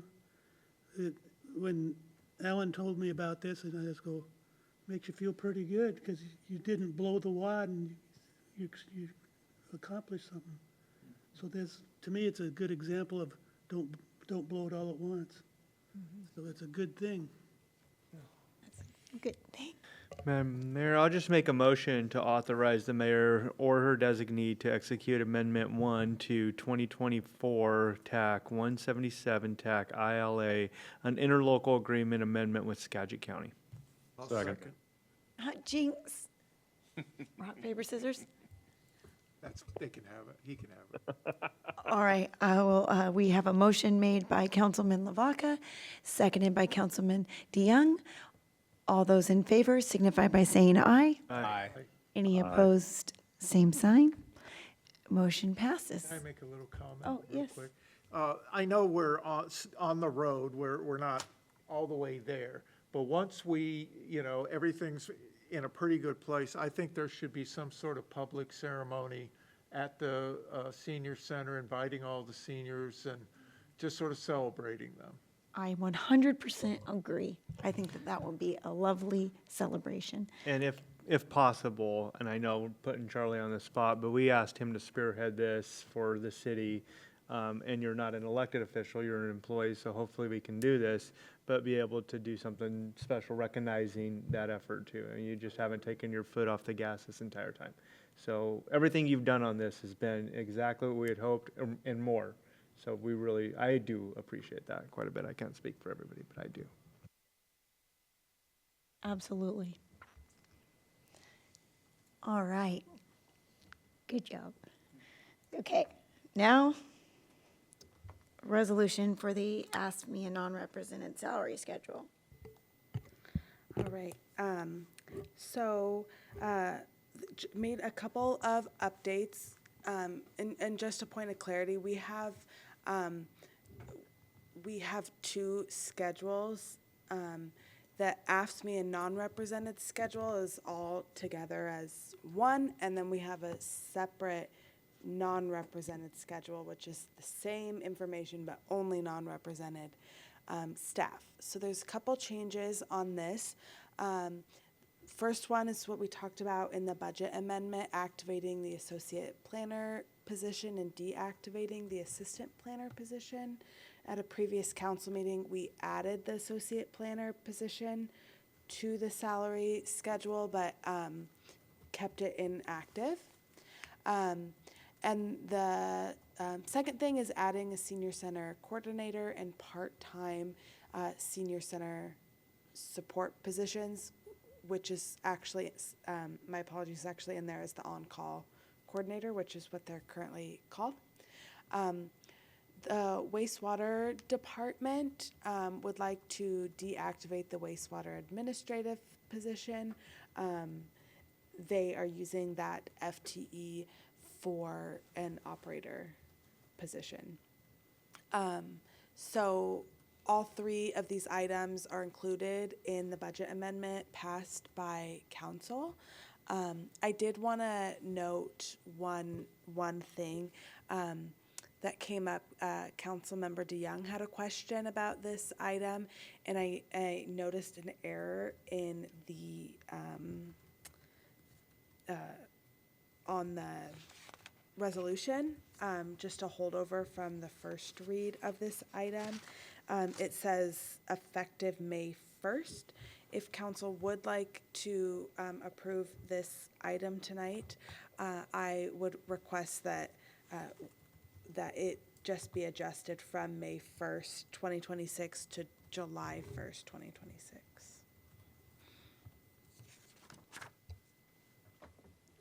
Do we have any questions?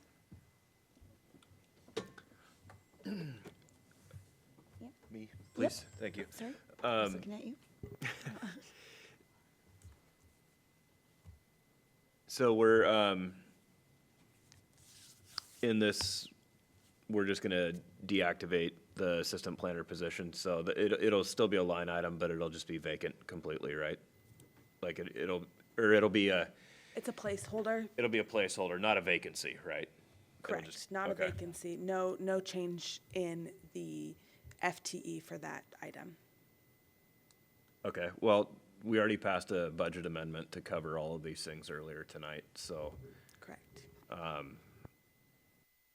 And that's well within our capability of being able to pay for, and it's something that I'm comfortable moving forward with. If there's no opposition, I'd make a motion. All right. For Resolution 118826, updating the 2026 ASME and non-represented staff salary schedules. Would you mind adding the caveat about the With effective date? with an amendment on the resolution, effective July 1st, 2026. Do I have a second? I'll second that. I have a motion made by Councilman Henderson, seconded by Councilman Lavaca. Is there any more discussion? All those in favor signify by saying aye. Aye. Aye. Any opposed, same sign. Motion passes. Thank you. All right, let's go on to the Skagit County Hazard Mitigation Plan. Bill? Thank you, council. I'll kind of go through this briefly, and by all means, ask me any questions. So the Skagit County Department of Emergency Management is the one spearheading 2 volumes, 250 some odd pages apiece of a hazard mitigation plan comprehensive covering the county. And I've given you an excerpt with the executive summary and table of contents for volume 2, which is what contains what they're calling 11 different annexes, which are really appendixes that are how each jurisdiction in the county, both cities, towns, tribes, and other appropriate jurisdictions. And we are Annex 8. I don't know why they call it an annex instead of an appendix, but that's what they are. And so what this does, this is an appendix or an annex that Sedro-Woolley in each given jurisdiction, certainly a part of developing this.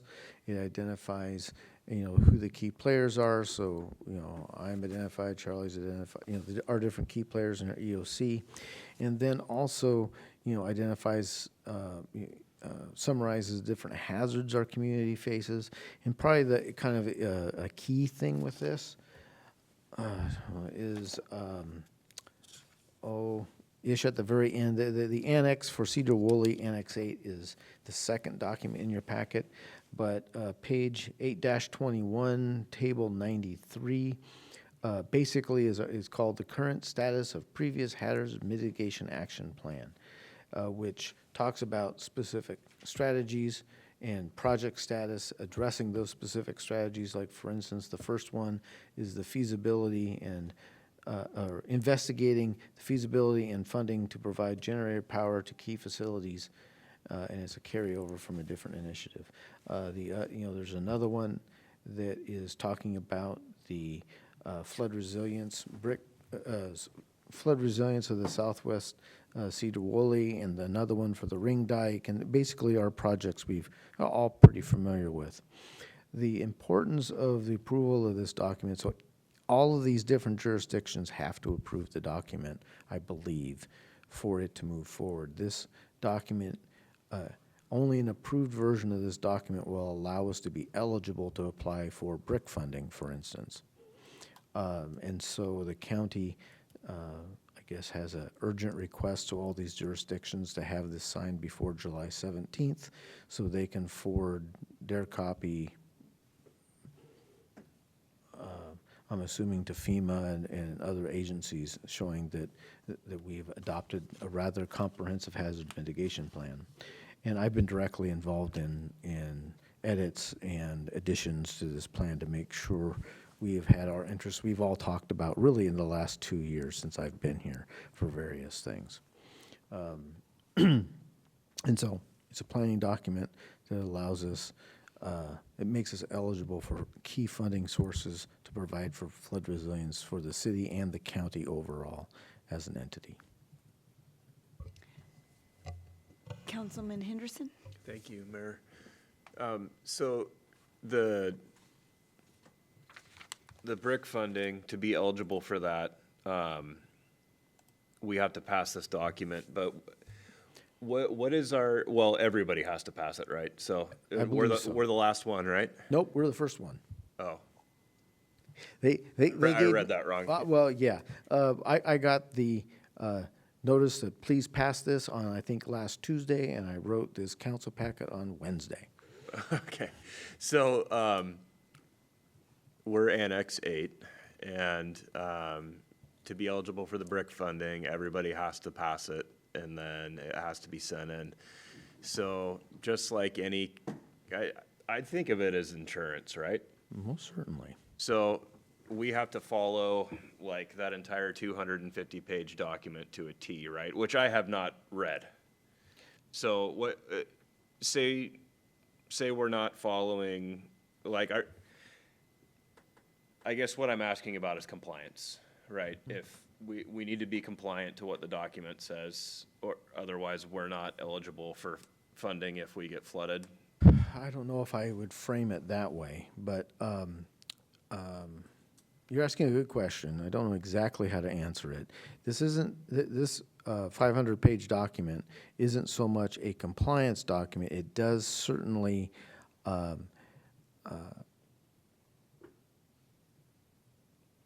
list elements that are required by FEMA that we pay attention to and we provide mitigation for. There's, I'm sure, a variety of studies, one of them notably the Skagit River floodplain being remodeled and things like that in it.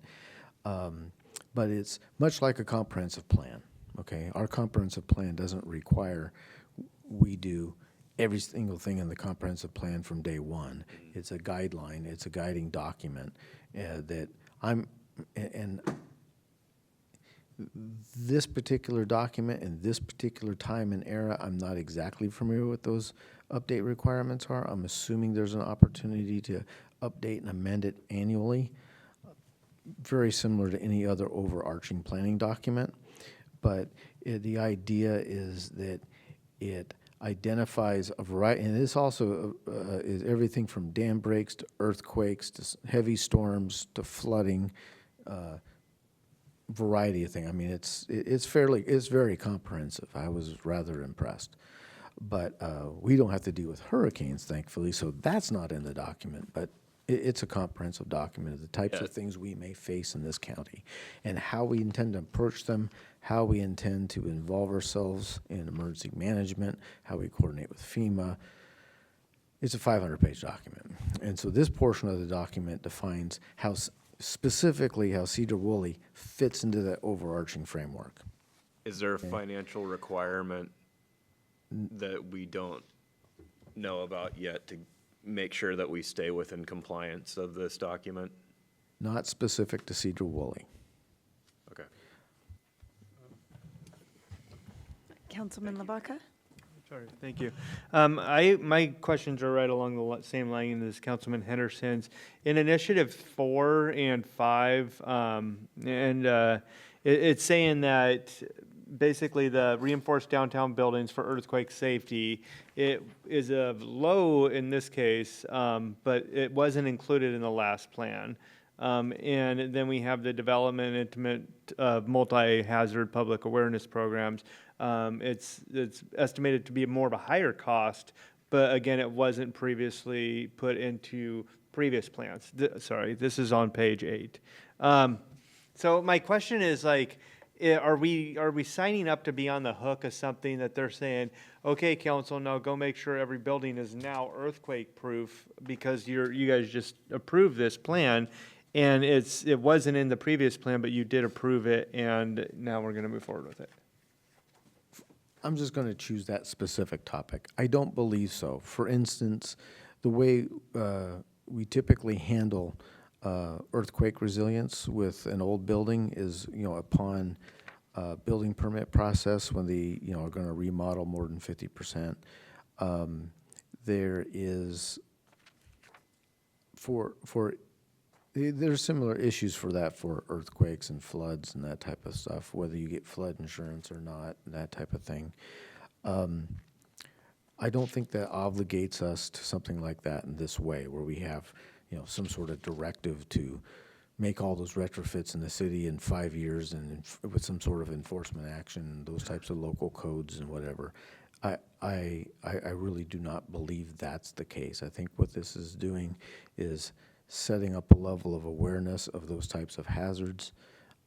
It is a more comprehensive document than the last plan that was adopted by the county, and so they're addressing those things.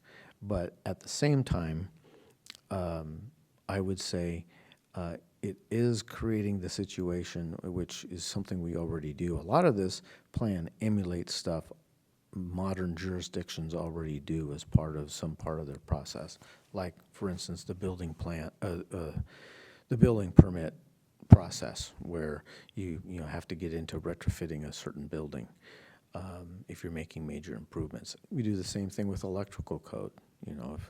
If you have all old knobs and wires and you're doing a major remodel, you may have to upgrade all your electrical conduits and stuff like that inside your home. So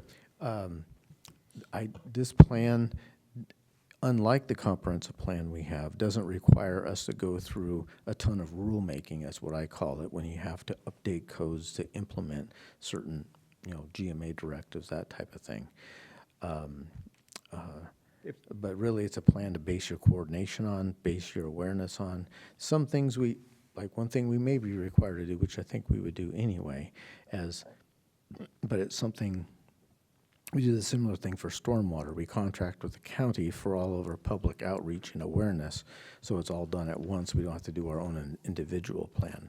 So certainly will have, I can see requirements to do that, and which case I think is a normal, appropriate jurisdictional process. But I think I'm answering your question. Well, if you have the opportunity, because this is first read, we'll probably bring this back. It's a pretty big document anyways. Just to get clarification, I mean, I think you obviously have a lot of skill set and knowledge with it, but you don't have an absolute for your answer. And I would just want to see that come back and say, yeah, they're saying reinforce the buildings. They're not saying like under so much construction or when you go near it, or, you know, if you're doing so much renovation. It's kind of a preventative activity. And I just want to be clear on that. And I'm 99% sure you're right. But, you know, when we bring this back in, maybe just have that and check it out, make sure that we're not I gonna can be on answer the that fence. question when I come back. Awesome, thank you. Councilmember Cock? I may have missed it. Is this an annual plan or how No, often? I actually, I don't know that. There's, I did not read the entire 500-page document. I mainly focused on our annex. It was focused on us. Part of that was that, and I'm reading into that typically these types of plans either have an annual or a biannual way to update them and to refine them as time goes on. That's what keeps them to be living documents. And so, I can ask that question as well. I believe the answer would be that yes, there is an opportunity, not a requirement, to amend the document as necessary to meet emerging needs as time goes on. And then, again, I didn't read this, but there's also, I'm sure, a period, probably 10 years. It's a typical period for documents like this, where just like our comprehensive plan, we have to go through and do that process again to make whatever necessary updates with current statutes, federal statutes, state statutes and stuff, so that way the old plan doesn't come so stale it's out of date. So you typically have an annual ability to amend a plan for specific reasons, and then a longer term, 8 years, 10 years. So water plans are every 8 years, sewer plans are typically 10 years, but not, you know, those types of things. That's all very typical for these types of things. The specifics for the hazard mitigation, I really can't tell you because I didn't read that specific, but I would be surprised if that was not the case. Okay, it's a planning document. Planning document, yes, sir. And it is every 10 years for at least a full-on update. Councilman Henderson? Thank you. So you said the 17th is when they need it signed by? Yes, We have a meeting on the 8th? correct. Okay. You certainly, yeah, I'm trying to jump on this so we have time to do a couple reads if we want, that type Okay. of thing. And the deadline of the July 17th, I believe, is in time for the county council to do the final adoption after they've gotten all the signatures from the member jurisdiction, so they can then make their final submittal before July. BRIC grant funding is due July 31st, and so that date that makes us eligible is any time before that. So they're trying to meet a timeline. So all the different jurisdictions wanting to make BRIC grant funding have the ability to do it. Are you comfortable with July 8th and Yeah, I'm comfortable with that. answering kind of a couple of the concerns that we brought up? And Yeah. just okay. No, I think that's very reasonable. It's well within their timeline, and we'll meet our commitment with that. Thank you. Thank you. If there isn't any more on this, then we'll move on to the sewer connection for Fire Protection District Number 8. I believe it's me? Great. Well, that's the one I didn't print out, but that's okay. You can do your thing if you want. But I do know about it. I'm familiar with it. It does say my name. Well, they snuck that by me. Gosh darn staff. It's been a whatever. long day for It's you, been Bill. a It's long okay. day.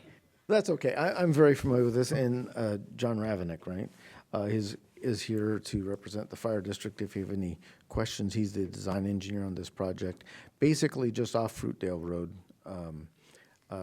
Fire District 8 is within our urban growth area. It's not within the city. Is constructing a new fire station, and part of that, it is further than 200 feet away from a sewer line. We do not have a sewer line down Fruitdale Road in this location. So normally they would put in a septic system. However, they want to cover the rest of their lot with pavement because they need to maneuver fire trucks on it. So the solution we came up with, working with their team, is that they'll install a force main and pump system located in the front of the fire station on the Fruitdale Road side. And then they will run an appropriate size force main, I believe it's 2 inches, correct? Thank you. 2-inch force main down the driveway where the rodeo is out there. We have some rodeo grounds out off of Fruitdale. Basically, and then go, they have a franchise agreement with WashDOT to be able to install that sewer line to the first manhole on Highway 20.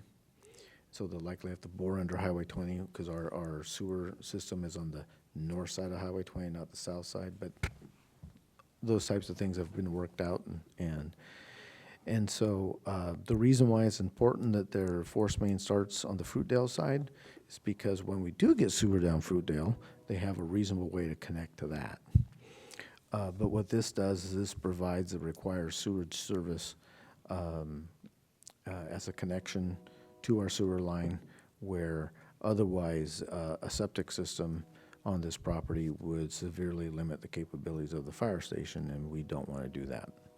I don't know, is there anything you'd like to say, Mr. Ravenick, about it, or did I cover it well enough?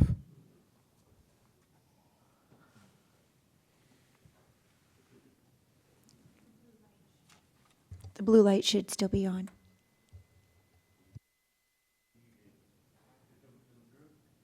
There we go. My name is John Ravnick. I'm a civil engineer, owner of the Ravnick and Associates. I've been doing work through Skagit County now for about 40 years. And one of the funnest clients to ever have is a fire district, because they're all volunteer and they're all pushing in to get as much as they can through limited funds. On this site, it's about 3.5 acres of property. And there's about an acre or maybe 1.2 acres that's going to be hard surface as far as drive lanes, parking, things of that nature. And then the fire station is set up to be approximately 19,000 square feet. The soils on site, if you take the building out of the picture, take the impervious surface out of the picture, we've got a little over 2 acres. I could either put a septic drain field in there, but then I wouldn't have enough space to accommodate stormwater runoff and infiltration. So this site only really functions if we can run sewer all the way north along the west side of the Riding Club, get over to the abandoned Pulte Road right away, right? That can all be open trenching. And then the approaches, we're going to go north, perpendicular for the most part, underneath Highway 20. And then as Mr. Bullock referenced, we would tie into the city's gravity sewer that's on the north side of Highway 20. So we've already got a letter of commitment from the Riding Club. We've already started initial communications with DOT as far as the type of permit requirements. And in this project, we're utilizing what's called an urban reserve development permit process. And I've seen it before, I've never run it. Thank God Mr. Bullock has done it. When we had our pre-app of Skagit County, I asked our senior planner, I says, have you ever done one of these? He goes, I've been at Skagit County for 30 years. I've never done one. So we have a good team with his input on that. And this first step is simply to get your consent and support that we can discharge into the city's sanitary sewer system. Once we get that, then we have to kind of backpedal and do a special use permit through Skagit County, because the county does all the processing, but we have to include all the regulations from Skagit County. So there's a special use permit that goes in with the SEPA, that goes in with preliminary drainage and site development and whatnot. That gets processed through the hearing examiner, and then when we're done with that point, we'll have been all the way through SEPA. There'll probably be a break and lapse before the district jumps back into the job, but that's in essence the tasks that are in front of us tonight. Is the first one that's necessary to keep this program going forward. And welcome any questions, please. Councilman Henderson? It doesn't look like it's costing us anything here. The one question I had is kind of besides the point, but why there? That's so close to the city, and it seems like it's underserving the rest of Fire District 8, to me, looking at the map. No, no, and you're very legitimate. As actually, I don't know what documents you've been provided, but one of the exhibits that we turned in was a map of existing fire stations, and then where our fire station is located. And it's actually a very nice distribution of fire stations, as far as balancing going east to Lyman, I believe, or, yeah, Hamilton, and then I forget the name of the other fire stations on there, but why? I understand that the commissioners have been looking through and around the area of Sedro-Woolley for 2 to 3 years. And they had their hooks on a piece of property along Gargoyle, I believe, and they got into it and found a bunch of wetlands and overhead power lines, and it didn't pan out for them.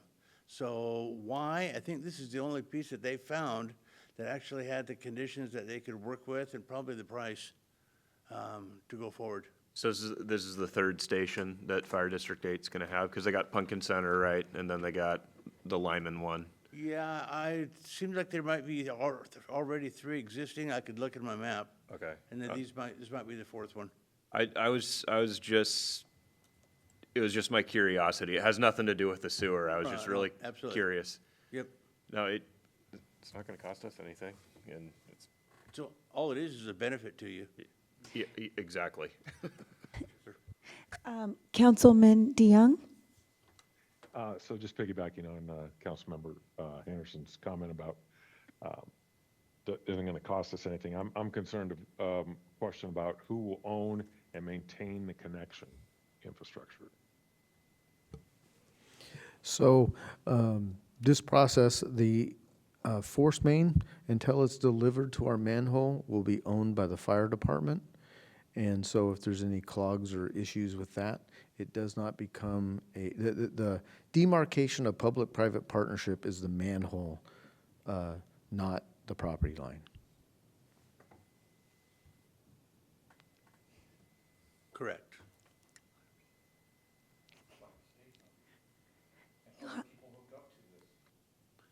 No, this will be an individual force main that as far as I'm aware. I'm sorry, I couldn't hear the question. It wasn't in the microphone. Sorry, the question was, could other people hook up to this force main? And at this time, and I mean, you can correct me if I'm wrong, Mr. Ravenik, but one, I don't believe that's the intent. 2, the alignment to the sewer under State Highway 20 really has no residence along it. And at this time, I don't think there certainly are any plans to hook anybody up to it, and I don't really think they could. Yeah, right now, we're just working on the phase of can we, all right? And I know that it's been represented in the staff reports from the city staff that it's a private, and I've never heard the fire district saying or touting by any means, hey, we're gonna go into the sewer business. Their hands are full enough as it is. Yep. This is intended to be a single service line for another public entity. Councilman Lavaca? Yeah, thank you. I think I agree with Councilman Henderson on the fact that, you know, they do an awesome service for the community. The fire station, if you guys feel like that's going to benefit your guys' network, you know, I assume that Chief Wagner's like, yeah, we probably want that, right? Yeah, I would be in favor. I mean, it's a very small task, and you know, it's on us. It's going to feed our sewage, so we're going to get paid for it probably, or something, I would imagine. Yeah, these are all the appropriate fees as per our county or city code for establishing a sewer connection. Yeah.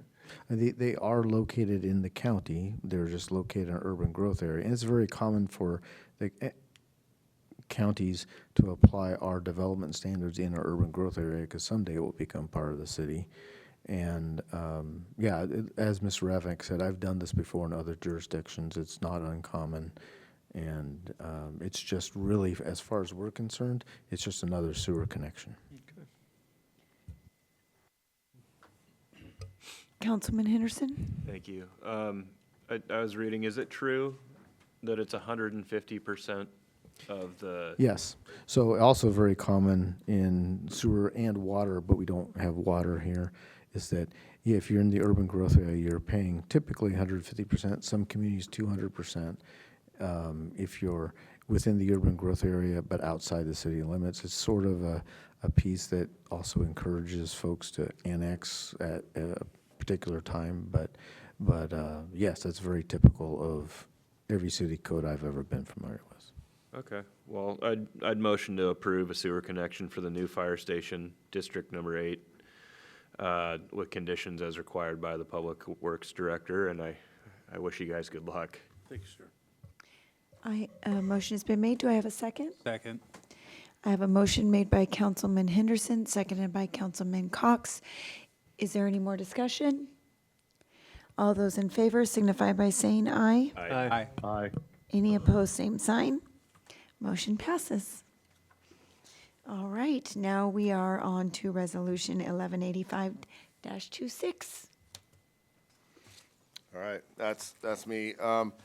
This is a first read. Feel free to take action if you'd like to, but it's not needed at this moment. This has just been a long-standing issue as far as creating a policy for CCTV and surveillance policies in the public. This resolves around cameras that currently exist with the city, along with future implementation of cameras. Overall, I think we're behind the curve on cameras and using cameras in our city, and I have lots of areas that I would like to have some.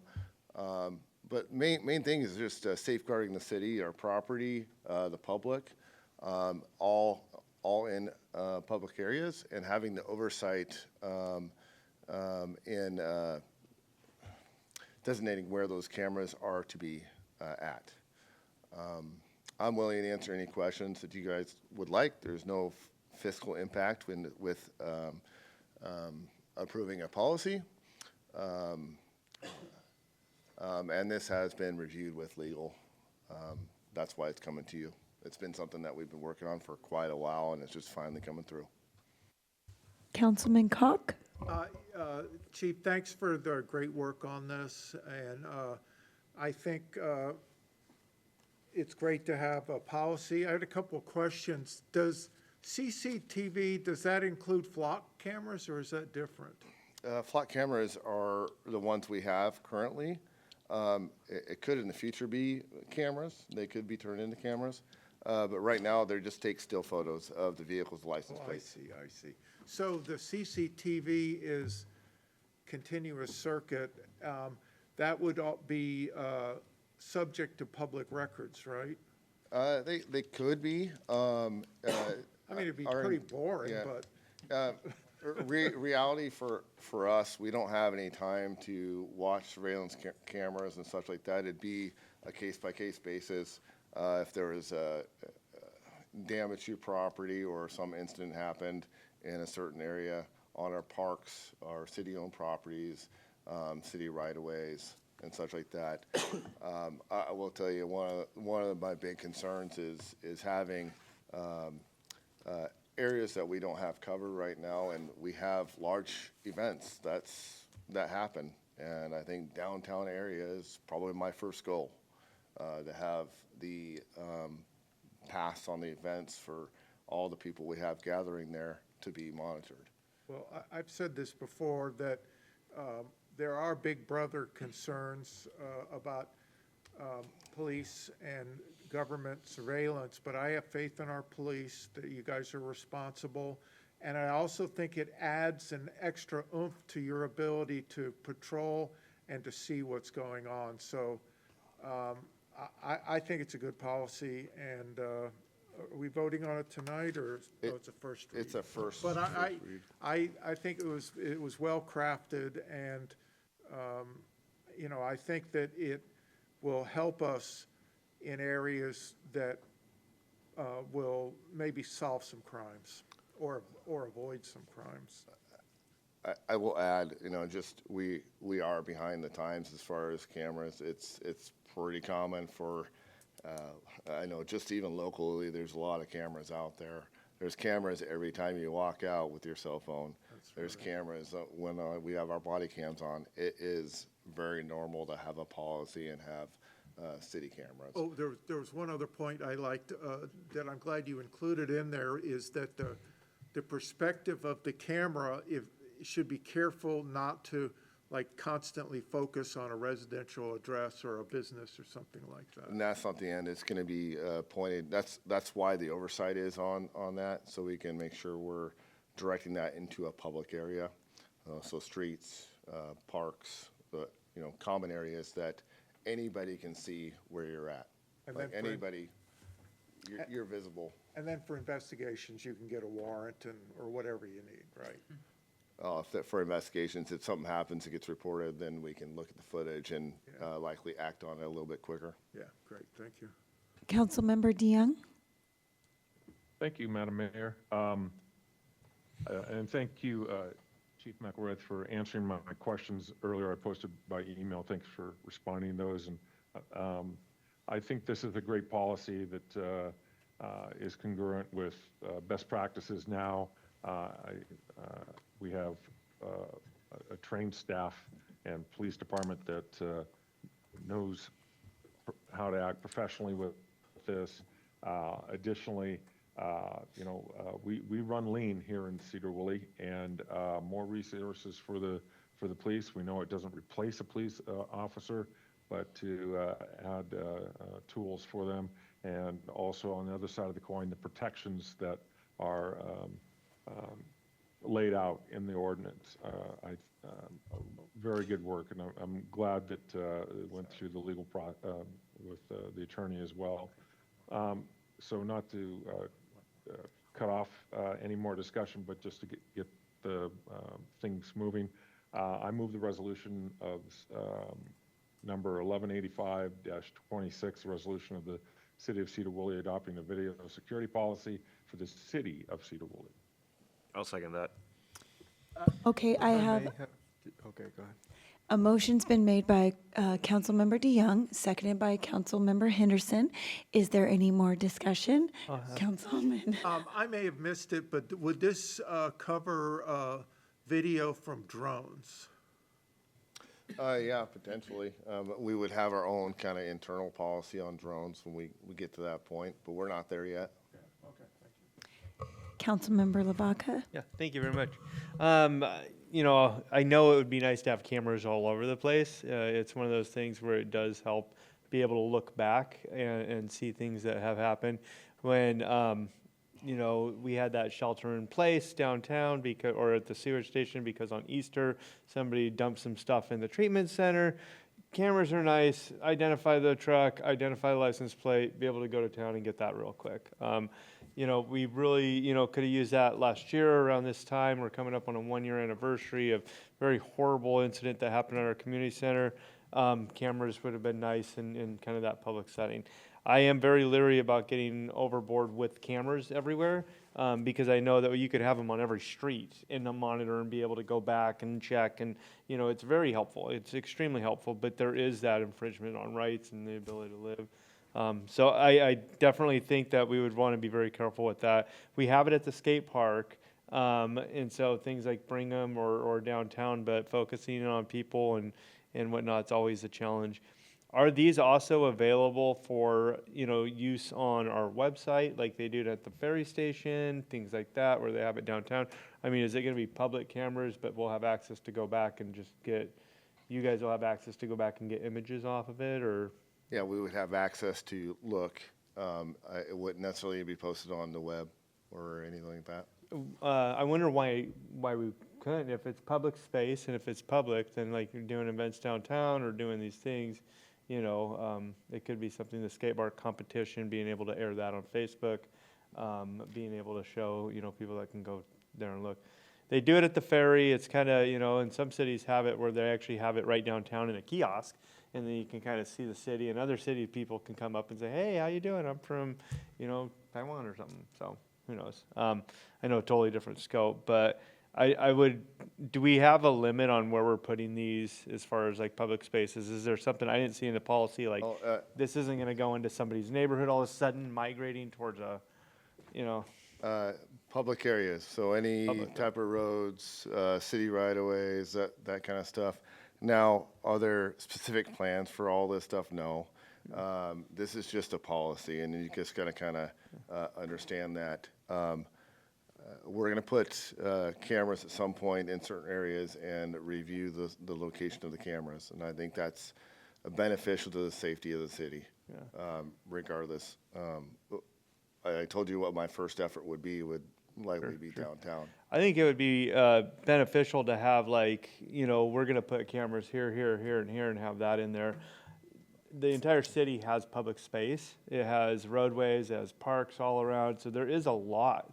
I mean, it kind of opens up the door to say, you can have cameras all over your neighborhoods in 10 years, totally different police force, totally different setup, but we've opened that up for the policy, and it just kind of happens. So it seems like, hey, we're gonna go ahead and put cameras at these parks or these downtown areas or these areas, just like the community center. We wanna put cameras at the community center, keep it safer, and then have the council or body say, hey, yeah, let's do these cameras here, that makes a lot of sense, versus just leaving it open. I don't know, I kind of feel like that might be a better approach on that. Well, Preference. there's a motion on the table and seconded, so I will, if there isn't any more discussion. If I could. Okay, So this is, from seeing this from another municipality, and we're the guys that have to go put the cameras up everywhere. The concept that if you're in public, you have no illusion of privacy, right? You obviously do in your own home, and we have constitutional rights to protect that. And in private spaces, we have constitutional rights that protect that. I do see the Big Brother aspect of it, but I don't think we have enough money to be Big Brother. I can tell you right now, as the victim of a crime several times, as the chief knows, we do have cameras in town right now. And I would be embarrassed to put them up on the city website for the lack of what is it, pixels or whatever. Yeah. Anyways, but being as this is now, we already have cameras, and I know that we did add. Kelly, we added like $11,000 to the IT budget for cameras, I think, last year in our committee. And I think we passed that on our last budget amendment. $11,000 is not very much in the world of cameras. But having them, you know, in the public spaces, like, so we can, you know, see what's going on either with traffic or with, you know, there was a bank robbery, and boy, I hope we caught the car that did it, because every time there's a crime, I say the same thing myself. I'm like, I don't want to be on cameras and be watched on cameras. But then I asked the police department, hey, did you get that guy on camera? And they're like, no. And I'm like, why? But because there were none. But essentially all this is doing is regulating something that we as a city had not been regulating yet. So if we never established this and just kept the IT budget going, then there's constitutional protections of people, but this is basically almost limiting what the police department can do versus obviously the First and Fourth Amendment, but Yeah, there's some oversight to it, right? Yeah, So, like you said, we don't have a huge budget for cameras, and we have to be mindful of where we can put cameras at. You know, part of this also is, you know, future plans for parks and such. Those should be all included in plans, so we don't have to figure out it later on. So any new buildings that the city decides to build and plan for, that should be all included in that to protect the property and anything that could happen in those locations. Councilmember Cock, did you? Oh, I thought. Oh, okay. I was Well, just there- going to say one last thing. So Okay. I work at a company that's downtown. we've submitted a lot of footage to the police when requested. You know, hey, there's a car wreck here, there's this or that, and it's been very helpful. Very helpful, and even when they put those signs up next door, you know, there was a thought, there's gonna be all this vandalism, and you never know what happens late at night, but there's cameras right on them. So it's kind of a comfort for them to know, hey, you know, this kind of is gonna be protected, and the stores have, I wonder if your store has, you know, video footage just to protect if there's, you know, people outside, I don't know. So it does say in here, the purpose of this policy is to govern the use of the city's closed-circuit cameras. It's not saying, hey, we want to turn it into a police state or anything. It's you know, not saying we want to add a bunch. So my only caution is that you know, right now we're the #1 safest city in the state, right? So great job, Jeff. Great job to your force, too. Last year was the second. So you're only batting 1,000. So it's just like that future 10 years or something to think about. So. Like you said, we don't got the money for it, but it is something that I'm concerned with. All right, so there's a motion on the table and seconded. If all the discussion is done, all those in favor signify by saying aye. Aye. Aye. Aye. Any opposed, same sign. Hallelujah. All right, now we are going to go into executive session to discuss with legal counsel about current or potential litigation, RCW 42.30.1101I. And how much time do you think we'll need? 10 minutes?